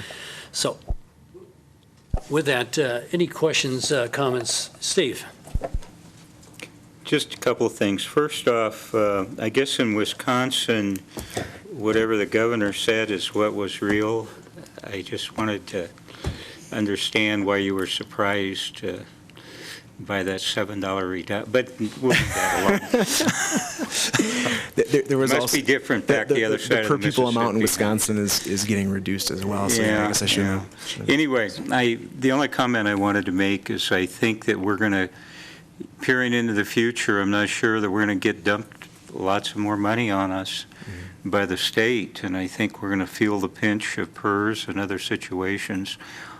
And it seems to me that one of the values that we need to get out of our movement towards one-to-one and other technology support is we're going to have to expect that maybe some of our higher grade students are going to have to do some of their education online. Sure. Because we're just, with 84% or whatever it is, I think it's still there, but with 84% of our expenses being for Staffing. our staff, Right. which are important, the question is how are we going to, make do even more than we are now Sure. with less? And, the only thing I can see is maybe our high school education looking a little bit more like a college scheduling, and, some of the educators are going to have a little higher student count, or else, like I say, maybe we're teaching some courses only online. But that's hopefully not for next year, but I just see those pinches coming. Comments? Stacy? I just have a question, and of course it's late, and so I'm probably not thinking straight anyway. But so the next meeting, you're going to come with us and tell us what's going to be cut and what's coming in, or, when are we going to get down to, we see that we've got $5 million of new expenses. Right. I don't see any new revenue. So when are we going to see that so that this room is full of people telling us what we can and can't do again? Do you want to take that? Just saying. I know, exactly. Honestly, because I only asked because 2 years ago when we talked about getting rid of counselors, and then it ended up we weren't being able to finalize the budget, and it seemed like it got out of hand. So I know that that's in the process. So is that what we're going to see next meeting? We hope to have for you next meeting, Trustee Wilkie, a document that represents a tentative budget. And we will go into however much detail you want. But one of the things that you'll be likely to see is that we have not filled all of our vacant positions this year.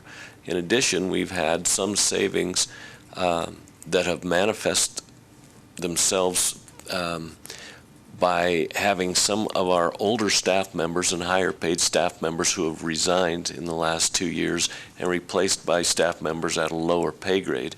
So there will be a little additional money that will be represented in that tentative budget, not to some extent that, you know, we can throw caution to the wind and not continue with our conservative means or methods. But I think that we'll be able to carry forward without significant loss of staff. But we're going to continue to challenge every vacancy that we have to see if that's something that we need to replace, and cautiously move forward. But we're also thinking that we're not going to have those kinds of conditions where we have to actually do high numbers of layoffs. That we think we can manage some of our staffing costs due to people just leaving naturally through attrition.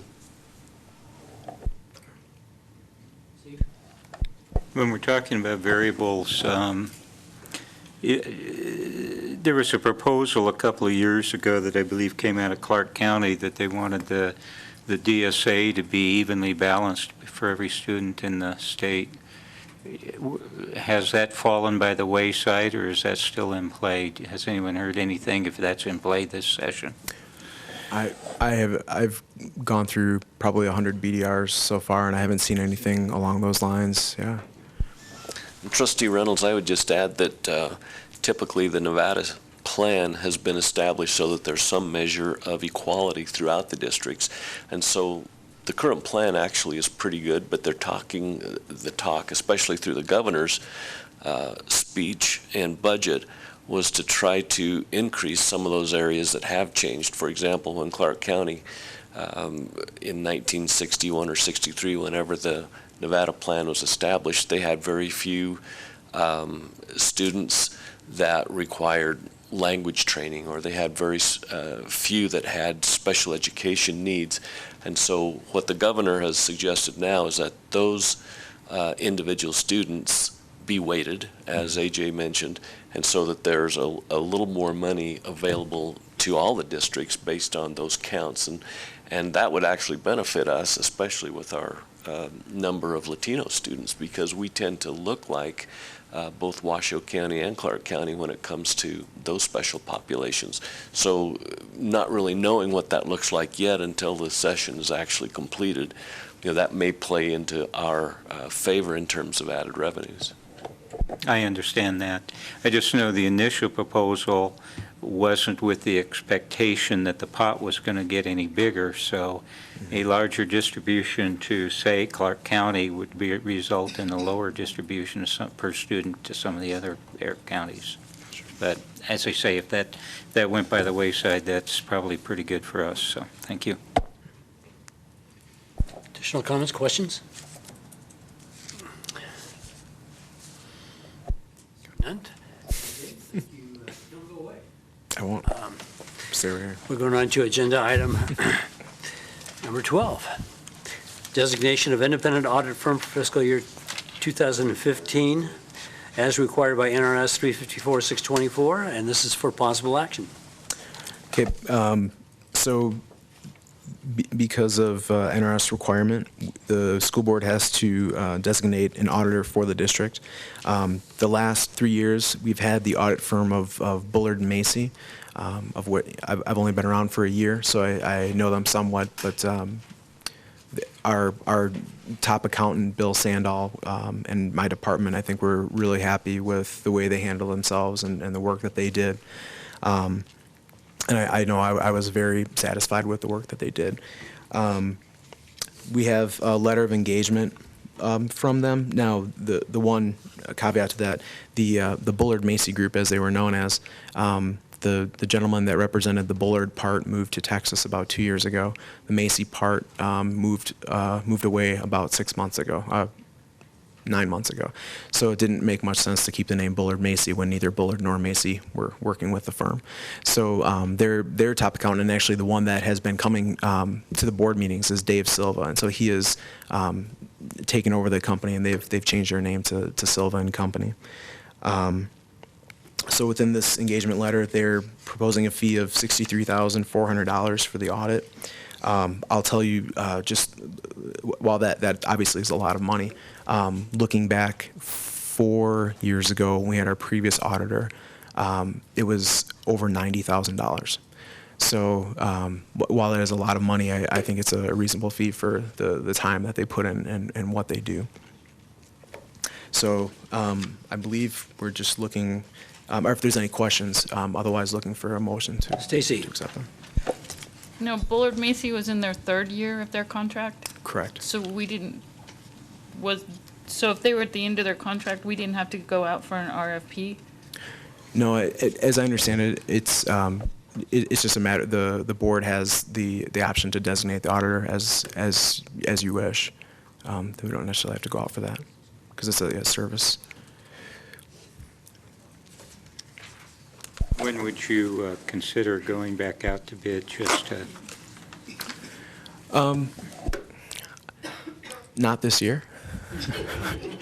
And I'm not arguing with that. I guess I just want to know your mindset with going out to bid. That's a very fair question. I would say within the next year or two, I think it'd be fair to go back out again and see what else is out there. But again, we have been very happy with them thus far. So. Additional comments? Entertain a motion?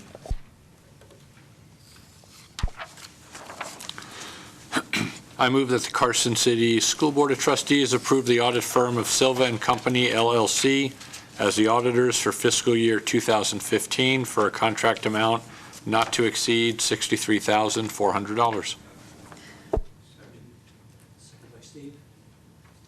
Second by Steve. Any comments? No. Okay, seeing none. All in favor? All right. Thank you.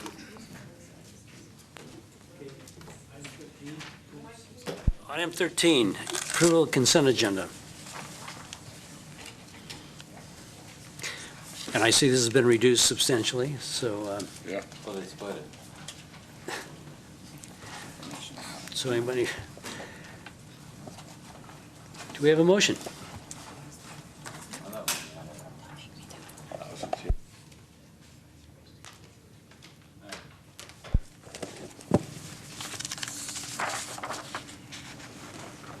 I move that the Carson City School District Board of Trustees approve the consent agenda as submitted. Second. Second by Joe. Okay, nobody is out in the audience now, so we have all in favor by saying aye. Aye. Opposed? Okay, motion carries. Agenda item 14. Informational items. Now we have the ability to present. We have no one to present, so these are just informational items unless there's any questions. Okay. All right. Agenda item 15, request for future agenda topics. Just to let you know, both Dion and Ryan, your requests, one for the strategies for moving forward for hiring, and Ryan, yours for the personal information on some testing requirements are probably they're coming up at the next meeting. So. President Swerzik, that's absolutely correct. We have plans and placeholders in our processes to have both of those items discussed at our next meeting. So are there any additional or future agenda items? I apologize if this is just a personal feeling, but it seems like the last few meetings we've just really been grinding. And I think a future agenda item needs to be on how we can shorten the meetings and provide more focus. I'm sorry, but if we're making decisions at 10 o'clock at night or something, I don't think any of us are at our best, and yet we're governing a substantial amount of money, as was just brought up, and we need to find some ways. It's also not fair to our constituency that they should have to pay attention until 10 o'clock at night if they're interested in an issue. So I suggest that this be brought to our attention. We should be able to conduct our business in a much shorter time in many cases than we have been. Well, and I agree with you, we should put this on the agenda for discussion.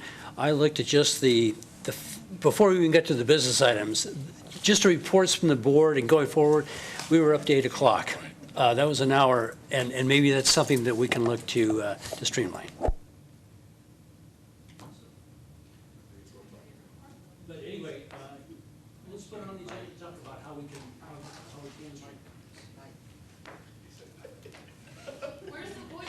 Oh, that's right, I said nothing. Sitting right next to Renee. This is not her building. It's okay. Oh, it's on TV. Okay, there's no other future agenda items. Seeing none, the meeting is adjourned.